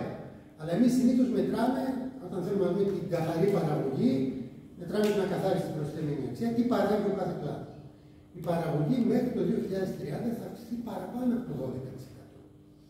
Θα έχουμε δηλαδή μια περίοδο όπου θα αυξάνεται η παραγωγή, αλλά θα μειώνεται η απασχόληση. Αυτό από πρώτη ματιά μας λέει ότι το όφελος της αύξησης της παραγωγής θα πηγαίνει στην παραγωγικότητα. Θα αυξάνει η παραγωγικότητα πάρα πολύ. Γιατί η παραγωγικότητα αντιστρατεύεται κατά κάποιο τρόπο τη νέα θέση εργασίας. Όταν σε ένα πράγμα αυξάνει η παραγωγικότητα, σημαίνει ότι πολλές φορές μπορεί να μειώνεται και η απασχόληση. Θα σας δώσω μισό λεπτό το λόγο. Για να αυξηθεί όμως η παραγωγικότητα τόσο πολύ, όσο μας λέει το γεγονός ότι μπορεί να αυξηθεί κατά 12% το ΑΕΠ της χώρας μέσα στα επόμενα χρόνια, σημαίνει ότι πρέπει να έχουμε μεγάλες επενδύσεις. Μεγάλες επενδύσεις και πολλές επενδύσεις δεν προβλέπονται. Οι επενδύσεις είναι πολύ χαμηλότερες από αυτές που είχαμε το 2007 που ήταν έτος κορύφωσης, ακόμη κινούμαστε περίπου στο 1/3 των επενδύσεων σε ετήσια βάση. Άρα αυτό που μπορούμε να συνάγουμε σαν συμπέρασμα χωρίς να μπορέσουμε να το αποδείξουμε είναι ότι δημιουργούνται θέσεις εργασίας στη μαύρη οικονομία. Δεν μπορεί να αυξάνεται η παραγωγή και να μην έχουμε αύξηση της απασχόλησης και ταυτόχρονα να μην έχουμε πολλές επενδύσεις ώστε να αυξηθεί τόσο πολύ η παραγωγικότητα. Άρα αυτό που πιστεύουμε είναι ότι θα δημιουργηθούν θέσεις εργασίας, αλλά οι θέσεις εργασίας δεν θα καταγράφονται επίσης. Θα είναι αυτό το κακό που γίνεται όλες τις δεκαετίες στη χώρα μας, η μαύρη οικονομία. Δεν μπορούμε να έχουμε την εικόνα της πραγματικής απασχόλησης. Ναι. Νομίζω ότι σε όλες αυτές τις προβλέψεις που βάζετε, σε όλους τους κλάδους, θα πρέπει να πάρουμε και τη χρήση της τεχνολογίας και υπάρχουν και επαγγελματίες που μπορεί να είναι και στο γνωστικό τομέα και στη βιομηχανία και να είναι εξειδικευμένα στελέχη που να ασχολούνται με τις νέες τεχνολογίες και διεθνείς έρευνες που υπάρχουν μπορεί να μειώνονται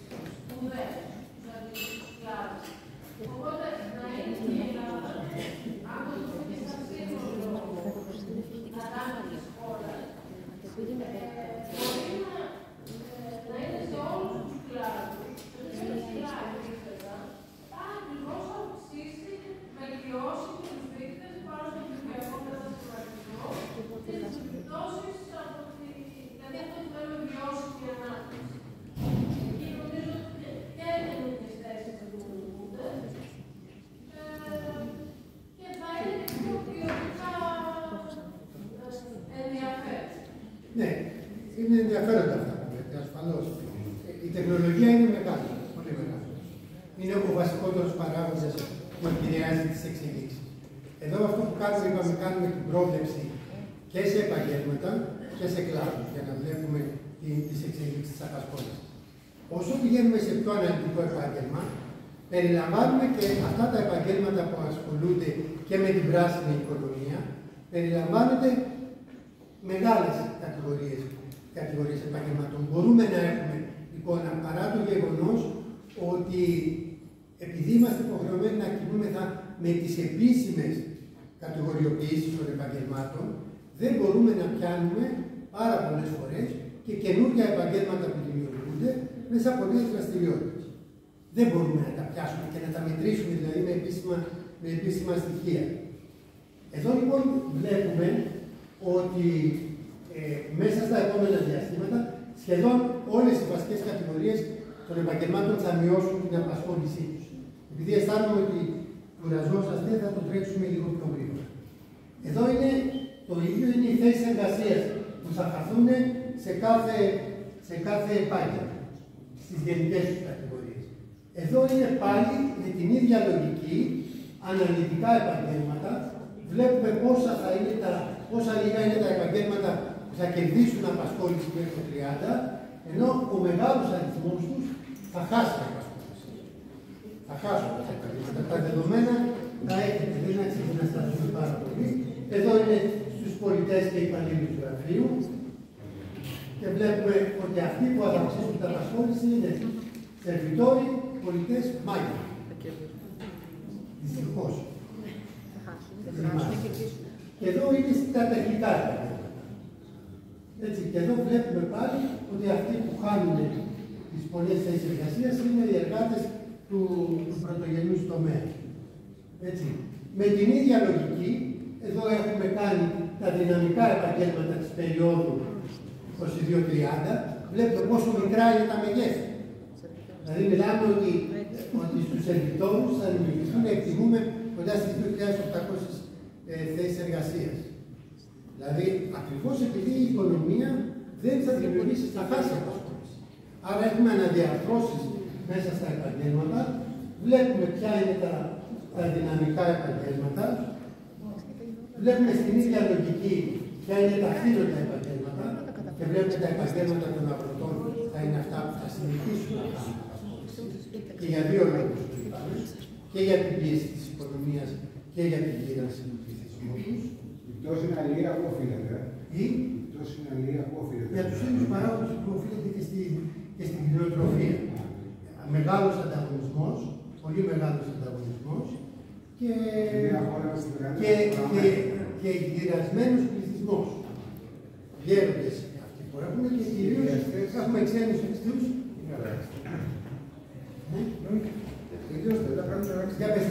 Και μαύρη εργασία.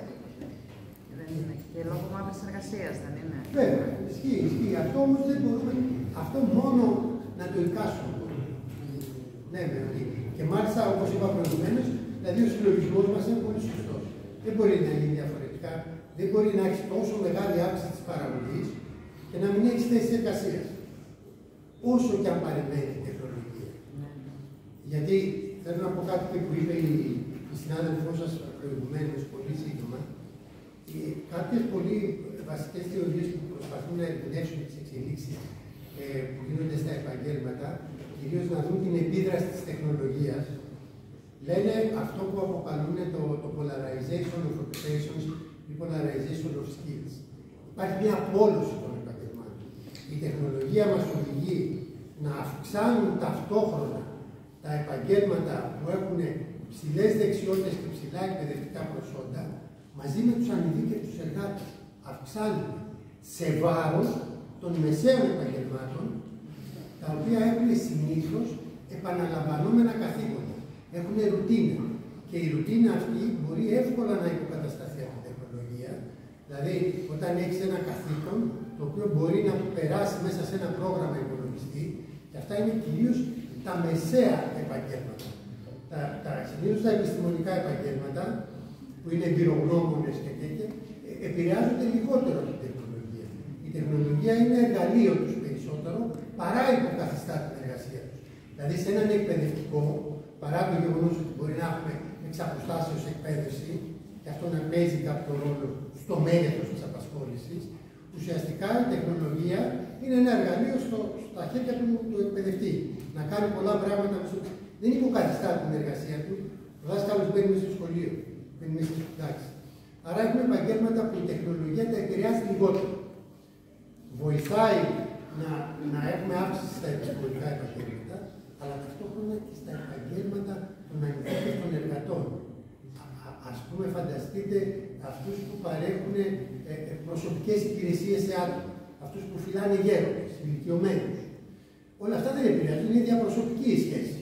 Δεν μεσολαβεί η τεχνολογία, άρα μπορεί να έχουμε αύξηση ταυτόχρονα και των καλών εντός εισαγωγικών επαγγελμάτων και των χαμηλών επαγγελμάτων, ταυτόχρονη αύξηση, πολύ πιο γρήγορα τα επιστημονικά επαγγέλματα, σε βάρος όμως των μεσαίων επαγγελμάτων.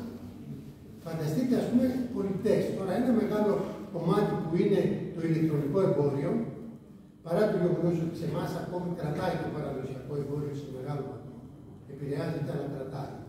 Τα μικρομάγαζα του Σερμού είναι γεμάτα. Επηρεάζεται. Καταργούνται οι πολιτές, χάνονται θέσεις εργασίας στις πολιτές. Επομένως, είναι μια θεωρία που σε μεγάλο βαθμό επιβεβαιώνεται, όχι πάντοτε. Όλες οι θεωρίες, οι θεωρητικές προσεγγίσεις δεν επιβεβαιώνονται πάντοτε κάτω από οποιασδήποτε συνθήκες. Ναι. Θα ήθελα να πω ότι θίξατε το θέμα της παραγωγικότητας σε σχέση με τη μαύρη εργασία, δηλαδή πώς κάνει την παραγωγικότητα και δεν την αγράφει.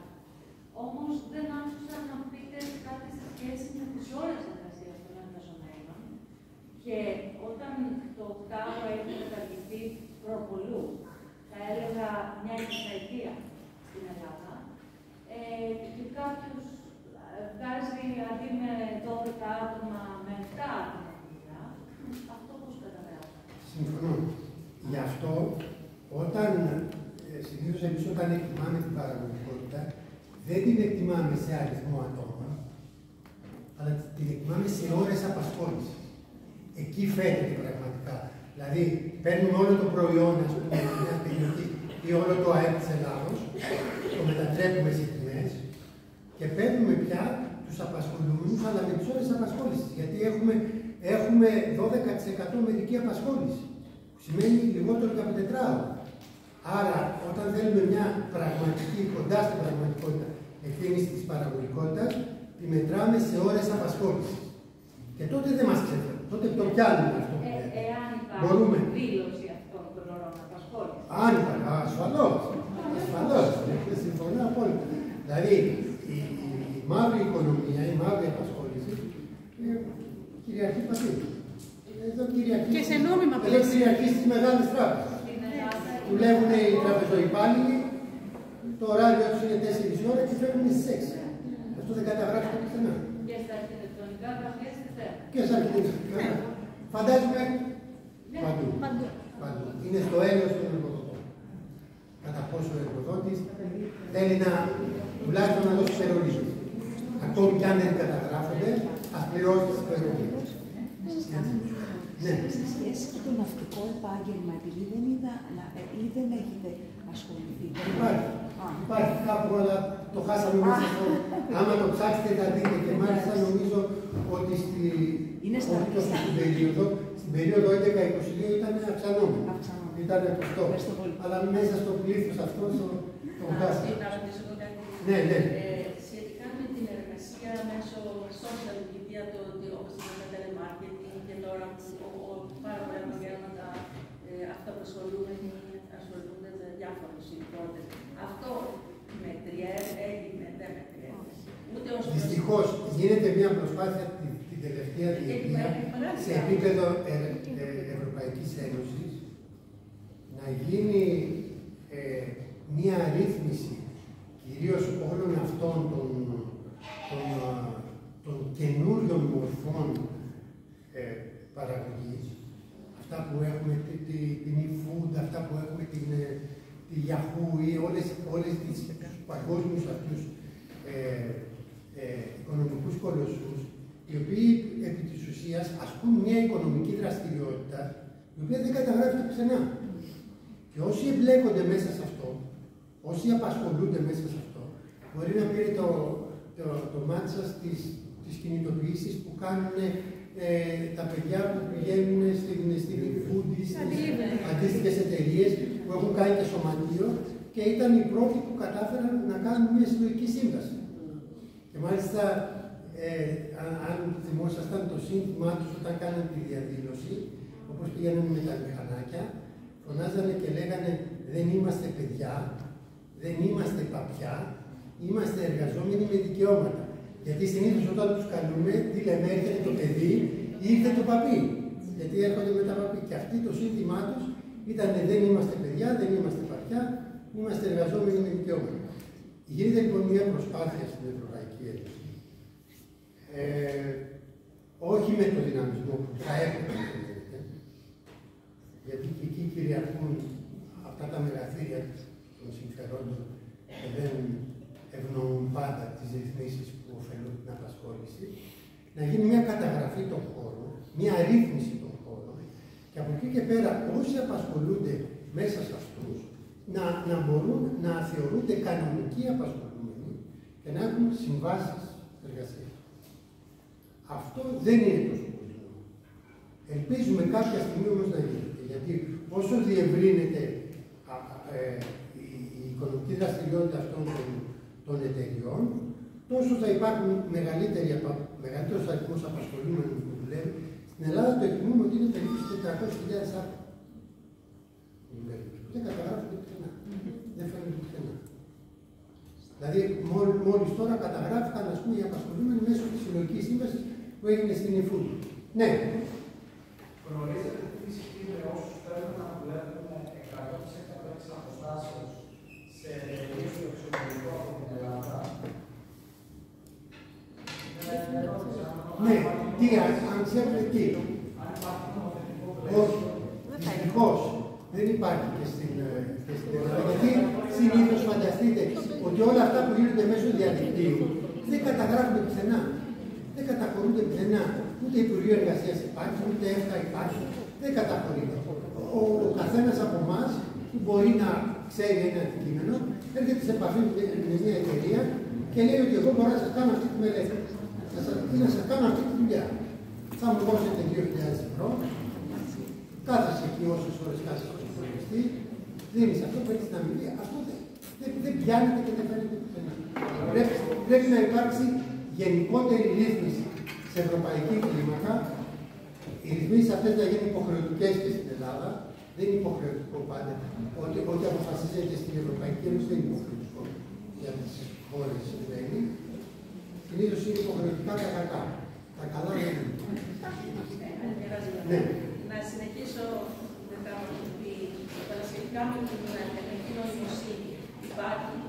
Έχουν ξεκινήσει έρευνες οι οποίες να ερευνούν τα καθημερινά επαγγέλματα, έστω και αυτά που τώρα αφού πώς θα εξελιχθούν χρησιμοποιώντας την τεχνική νοημοσύνη. Δεν είναι κάτι πολύ μελλοντικό.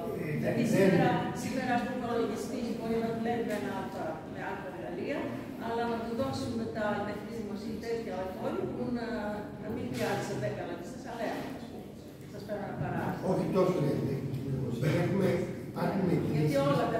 Υπάρχουν μετρήσεις στα επαγγέλματα που μας λένε σε τι βαθμό θα επηρεαστούν τα επαγγέλματα από την ψηφιοποίηση των οικονομικών δραστηριοτήτων. Οπότε μία οικονομική δραστηριότητα ψηφιοποιείται, βλέπει στους υπολογιστές, και πώς τα 404 αυτά επαγγέλματα, υπάρχει μια μελέτη του 2017, την έχουν κάνει, εμείς τη χρησιμοποιούμε αυτή τη μελέτη, γιατί μπορώ να κοιτάω σε ένα από αυτό το επάγγελμα ποιες είναι οι εκτιμήσεις, πόσο θα επηρεαστεί από την ψηφιοποίηση. Αυτό που λέγαμε προηγουμένως. Υπάρχουν επαγγέλματα που θα επηρεαστούν λίγο, υπάρχουν επαγγέλματα που θα επηρεαστούν πάρα πολύ. Με δείκτη 0,097, όταν το ένα είναι κατάργηση. Έχουμε επαγγέλματα που θα επηρεαστούν από την ψηφιοποίηση 0,93, 0,97, σε πολύ μεγάλο βαθμό. Ναι. Χαρακτηριστικό παράδειγμα είναι οι συμβολιογράφοι, οι οποίοι τώρα τελευταία γίνεται μια έντονη συζήτηση περί ψηφιοποίησης όλων των διαδικασιών μεταβιβάσεων κτλ. Οπότε είναι σίγουρο ότι κάποια επαγγέλματα πλήττονται περισσότερο. Να επανέλθω λίγο στην προηγούμενη κουβέντα για τη βιομηχανία και να τη συγκρίνω λίγο με το delivery και να πω το εξής, ότι αυτή τη στιγμή στη βιομηχανία, στις ελληνικές βιομηχανίες, οι οποίες δεν είναι και πάρα πολλές, γνωρίζουμε ποιες είναι και πόσα άτομα απασχολούν και πώς είναι δομημένες, γιατί είναι πολύ διαφορετικά από τα πλαίσια του εξωτερικού. Υπάρχει έντονο πρόβλημα προσφοράς και ζήτησης αυτή τη στιγμή θέσεων εργασίας.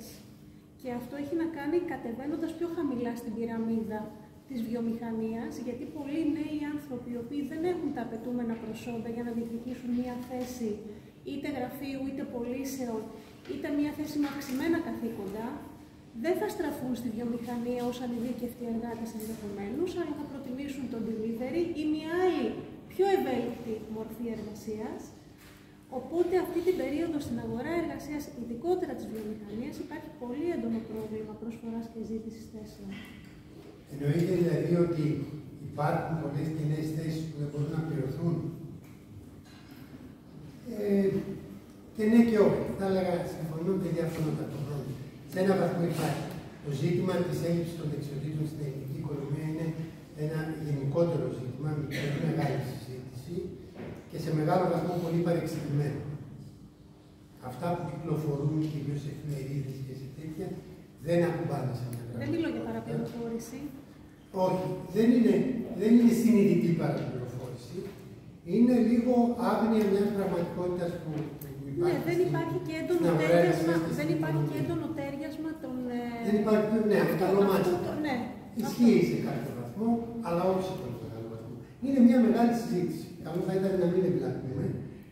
Να προχωρήσω και σε αυτό, γιατί βλέπω ότι έχετε κουραστεί, που είναι το πιο ενδιαφέρον τώρα. Είδαμε τι γίνεται με τις νέες θέσεις που θα δημιουργηθούν στην περίοδο 22-30. Εδώ είναι αυτό που είπαμε προηγουμένως. Αυτό μας ενδιαφέρει πιο πολύ από όλα. Τα τελευταία, οι τρεις αυτές διαφάνειες που έχει να κάνει με τις ευκαιρίες απασχόλησης. Γιατί αυτό έχει και τις νέες θέσεις εργασίας που θα δημιουργηθούν και τη ζήτηση αναπλήρωσης. Αυτούς που θα φύγουν δηλαδή και εκτιμούμε ότι θα δημιουργήσουν και νέες θέσεις εργασίας που θα πρέπει να καλυφθούν. Βλέπουμε δηλαδή ότι στους πολιτές εκτιμούμε ότι θα δημιουργηθούν περίπου 33.000 ευκαιρίες απασχόλησης. Ενώ όταν βλέπαμε τις νέες θέσεις εργασίας ήταν κάπου 3.000, εδώ είναι πάρα πολύ μεγάλο. Σημαίνει ότι ένας μεγάλος αριθμός ηλικιωμένων πολιτών θα αποχωρήσουν από το επάγγελμα, άρα θα δημιουργηθεί ένα κενό και άρα εάν έχετε αυτό το δεδομένο, νομίζω ότι είναι το πιο χρήσιμο. Αυτό μπορεί να το έχετε για 122 επαγγέλματα και να έχετε μία εκτίμηση, ξαναλέω, εκτίμηση. Δεν είναι πραγματικότητα. Πρέπει να φτάσουμε στο 2030 για να δούμε αν όντως έγινε πραγματικότητα. Είναι όμως μια πολύ χρήσιμη πληροφορία που μας λέει, για παράδειγμα, ότι οι καλλιεργητές, αυτό που βλέπαμε, που θα μειώσουν τόσο πολύ την απασχόλησή τους, εδώ βλέπουμε ότι θα έχουν ευκαιρίες, γιατί έχουν πολύ μεγάλο αριθμό ατόμων πάνω από 60 ετών. Οι οποίοι θα φύγουν. Θα φύγουν. Τώρα, οι ευκαιρίες απασχόλησης, είπαμε, τις μετράμε με βάση τον αριθμό των ατόμων που το 2022 ήταν πάνω από 65 ετών. Και αυτό το αθροίζουμε στις νέες θέσεις εργασίας. Τώρα, σε πολλές περιπτώσεις, για παράδειγμα, ξέρουμε ότι οι γιατροί, οι δικηγόροι δεν φεύγουν ούτε στα 65, ούτε στα 67, ούτε στα 80. Κάθονται εκεί. Άρα, σε κάποια επαγγέλματα θα πρέπει να ξέρουμε λίγο και το σχετικό της υπόθεσης. Αλλά αυτό νομίζω, αυτή είναι η πιο χρήσιμη πληροφορία που μπορείτε να έχετε μέχρι το 2030. Εδώ είναι αυτή είναι τα που βάλει κατά τάξη μεγέθους. Εδώ είναι τα επαγγέλματα που θα δημιουργήσουν από 2.000 θέσεις μέχρι 30 τόσες. Εδώ είναι τα επαγγέλματα που θα δημιουργήσουν πολύ λιγότερες θέσεις, κάτω από 2.000, που οι ευκαιρίες δηλαδή. Και εδώ είναι τα επαγγέλματα που θα είναι φθηνά. Θα έχουμε αρνητικές ευκαιρίες απασχόλησης. Δηλαδή το άθροισμα των νέων θέσεων εργασίας και τη ζήτηση αναπλήρωσης θα είναι και τα δύο αρνητικά. Αυτά που βλέπετε κάτω-κάτω, τα πρόσωπα μη δυνάμενα να καταταγούν, αυτά που λέτε να κατατάσσουν, είναι στρατιωτικοί. Για μια σειρά από λόγους δεν θέλουμε να λέμε ότι έχουμε τόσες χιλιάδες στρατών. Είναι στρατιωτικοί. Βλέπουμε ότι ας πούμε, οι εργάτες γεωργίας θα έχουν αρνητικές ευκαιρίες απασχόλησης. Κομμωτές θα έχουν αρνητικές ευκαιρίες απασχόλησης. Ναι. Βλέπω και εδώ, και σε αυτή εδώ τη διαφάνεια, μου κάνει εντύπωση τα επαγγέλματα που σχετίζονται με την πληροφορική. Στην εποχή λοιπόν αυτής της 4ης Επανάστασης και την εποχή όπου βλέπουμε αποφύτους στο να είναι που τραβάνε αμέσως οι εταιρείες κλπ. Προβλέπετε τόσο άμεσα τέτοια φθήνουσα πορεία σε έναν ενδεχόμενο ακόμα τεχνολογικά κλάδο? Έχετε δίκιο. Είναι αυτό σε ένα φράγμα που έγραψα για αυτά τα πράγματα, το έχω επισημάνει. Ότι δεν μπορεί να δικαιολογηθεί αυτό. Δηλαδή, έχουμε και στο διάστημα αυτό σε επαγγέλματα που συνδέονται πραγματικά με την ψηφιοποίηση των οικονομικών δραστηριοτήτων, που καθημερινά αυξάνουν. Έστω και με πολύ χαμηλότερους ρυθμούς από ό,τι στην Ευρωπαϊκή Ένωση. Αλλά συνέχεια αυξάνει. Σήμερα, ας πούμε, τα παιδιά που τελειώνουν πληροφορική δεν έχουν ανεργία, έχουν σχεδόν μηδενική ανεργία. Δεν σημαίνει ότι παίρνουν κάποιους μισθούς. Πάντως βρίσκουν δουλειά αμέσως. Είτε θα πάνε στο πλαίσιο, είτε θα πάνε στην Κοσμοτέ, είτε θα πάνε οπουδήποτε. Επομένως, αυτό είναι ένα παράδοξο. Δεν μπορώ να το ερμηνεύσω και το έχω επισημάνει ότι αυτή η τάση που βγάζουμε να μειωθεί αυτό το επάγγελμα δεν μπορεί με ευκαιρία να ερμηνευτεί. Όπως επίσης, αλλά το δεν ξέρω και αν θα αλλάξει η τάση των γυναικών να φτιάχνουν τα μύδια και η τάση, ας πούμε, για την αισθητική και πλευράς προσώπου για να είναι αυτή εδώ επίσης η κλάδη. Κομμωτές, αισθητική και συναφή επαγγέλματα. Ναι. Δηλαδή και αυτό μου κάνει εντύπωση, παρόλο που μπορεί και να ανθεί η μαύρη οικονομία εδώ. Επίσης είναι ένας κλάδος. Είναι πολύ μεγάλο επάγγελμα και έχει μια πληθώρα. Και κάποια στιγμή ο ανταγωνισμός μπορεί να οδηγεί σε μείωση. Αυτό μπορεί να ερμηνευτεί. Αυτό που επισημάνεται προηγουμένως πολύ σωστά δεν μπορεί εύκολα να ερμηνευτεί με βάση τα όσα ξέρουμε, τη λογική μας. Ναι. Προφανώς, όπως το βλέπω, θα υπάρξει κάποιος διχολισμός. Γιατί πολλές φορές οι πολιτικές που ασκούνται οδηγούν προς ορισμένες κατευθύνσεις. Αν είδατε το έργο του παιδί πηγαίνει όλη η πληροφορική. Αν όλοι πάνε πληροφορική, το λέω λίγο με υπερβολή τώρα, μπορεί να υπάρξει αυτή η ρουσοπορία. Γιατί στο παρελθόν, ας πούμε, κατευθύνθηκαν πάρα πολύ πληροφορική στην εκπαίδευση, κάποια στιγμή σταμάτησαν να παίρνουν, ενώ ήμουν 10%. Όποιος έρχεται, κατευθύνεται και δεξιά. Μετά και κάποια χρόνια κατευθύνεται να είναι άνεργοι. Μετά πάει και σε άλλα επαγγέλματα. Οπότε δεν είναι απόλυτα. Μπορεί να συμβεί αυτό. Αλλά επειδή σε αυτές τις κατηγορίες των επαγγελμάτων έχουμε μια σχετική έλλειψη με την έννοια ότι δεν έχουμε επαρκή αριθμό. Πολλές φορές μετράμε ξεχωριστά, ναι, θα σας δώσω το λόγο. Πολλές φορές μετράμε τα επαγγέλματα που συνδέονται στενά με την τεχνολογία και με την ψηφιοποίηση των δραστηριοτήτων σε ευρωπαϊκό επίπεδο. Αλλά είναι απόλυτα όμως. Τα επαγγέλματα που συνδέονται με τις τεχνολογίες πληροφόρησης και επικοινωνίας, το TPM. Εμείς υστερούμε και σε μηχανικούς και σε σχεδιαστές προγραμμάτων υπολογιστών. Μπορεί να συμβεί όμως αυτό που λέτε, γιατί μπορεί η ζήτηση για αυτούς, ενώ σε γενικές γραμμές εκτιμούμε ότι πρέπει να αυξηθεί, οι επιχειρήσεις έχουν άλλη λογική. Συγγνώμη, θα σας φέρω ένα παράδειγμα, ας πούμε, στη Γερμανία, που σε κάποια φάση προφανώς ότι είναι τρόπο κάπως σε απόσταση. Δηλαδή, τι συμβαίνει στη Γερμανία πριν 10 χρόνια, όταν ήμασταν μία αργότερα εδώ. Είχαν στρέψει όλους στην απόλυτη εξειδίκευση σε μαθήματα που έχουν να κάνουν και με ηλεκτρονικές εργασίες κτλ. Και είδατε τώρα ποιο είναι το αποτέλεσμα. Αυτή τη στιγμή παίρνουν από το εξωτερικό, αυτό το πρώτο για φθηνότερα εργατικά χέρια. Η Γερμανία δεν είναι καλό παράδειγμα για να τη συγκρίνουμε με εμάς. Ναι, και κυρίως στα ζητήματα της εκπαίδευσης και της κατάρτισης. Ναι, αυτό. Γιατί είναι πολύ διαφορετικό. Το δικό του σύστημα όμως αρχικά επέλεξε η Ελλάδα το μετάφραση. Ναι. Άλλο η Γερμανία στράφηκε στην επίκριση και ρουτροπής. Αλλά θέλω να πω ότι προφανώς η πρόβλημα γίνεται με κάποιους μηχανισμούς.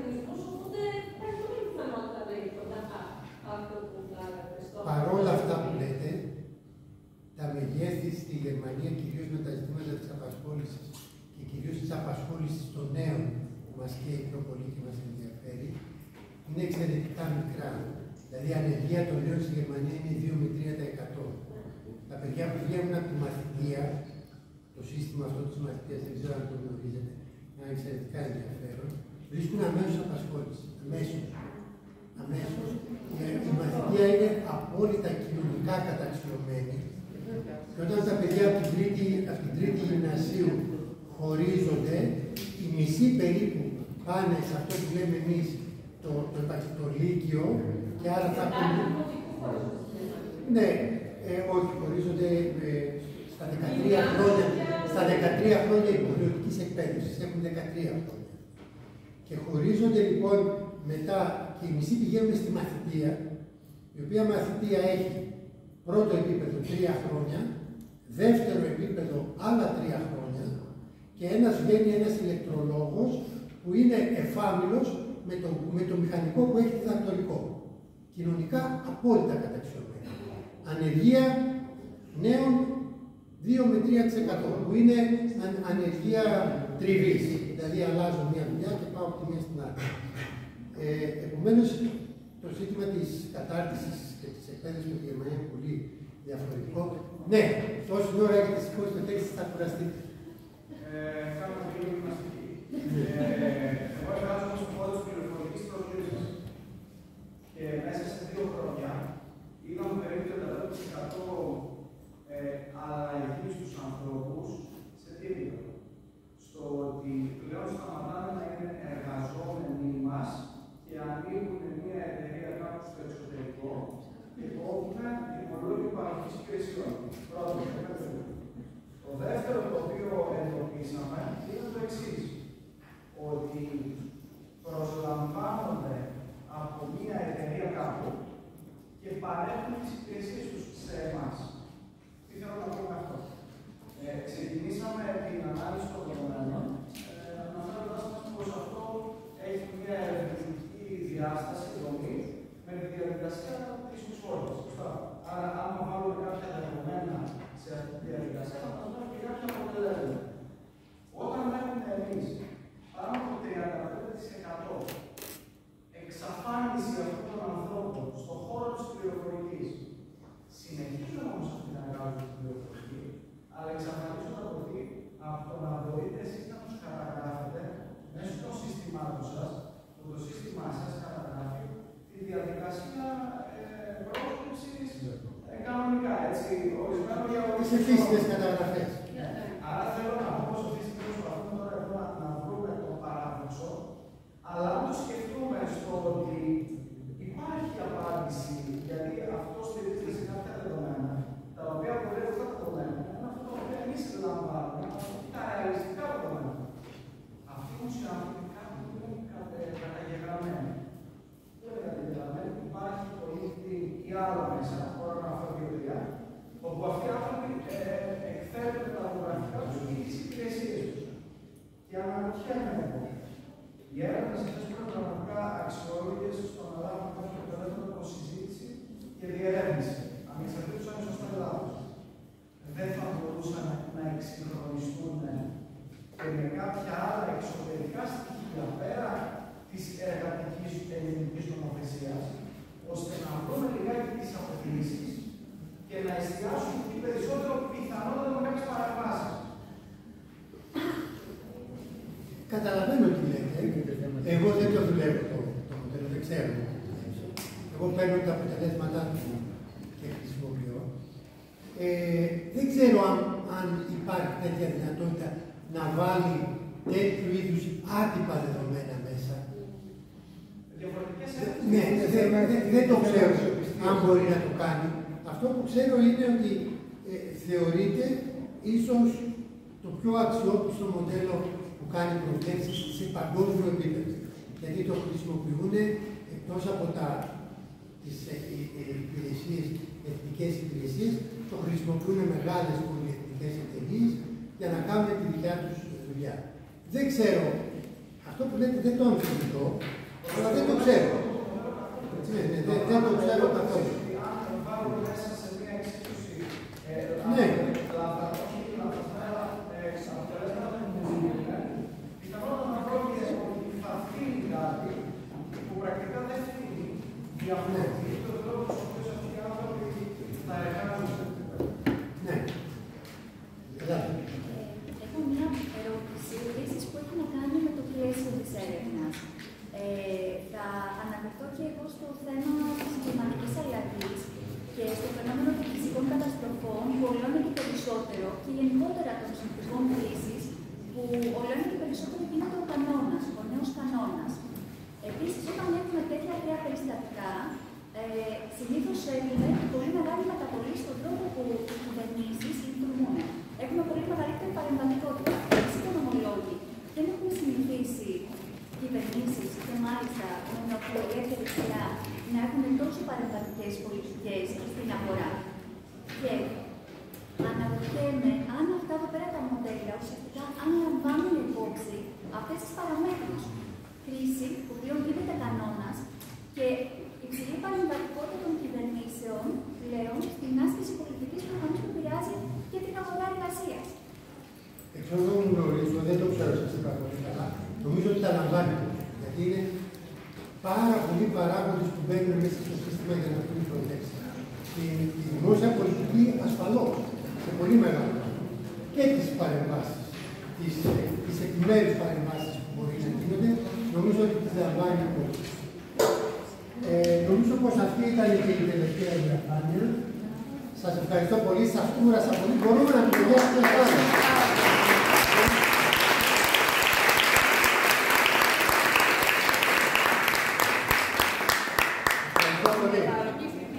Ευχαριστώ πολύ. Μπορούμε, σας είπα, δεν ήθελα να κλείσουμε, γιατί δεν υπήρχαν σηκωμένα τέτοια. Καθαρά, ναι. Ευχαριστούμε πάρα πολύ. Το PowerPoint του κ. Στάδο θα αναρτήσει στο σελίδα της τελετής. Ελπίζουμε και η βιντεοσκόπηση να μπόρεσε να γίνει καλά και να επαναδείτε. Και σας ξαναλέω, αν χρειάζεστε στη δουλειά σας κάποια από αυτά τα δεδομένα, μέσω της κυρίας Καλούρη, επικοινωνήστε μαζί μου. Εγώ με μεγάλη χαρά να σας βοηθήσω.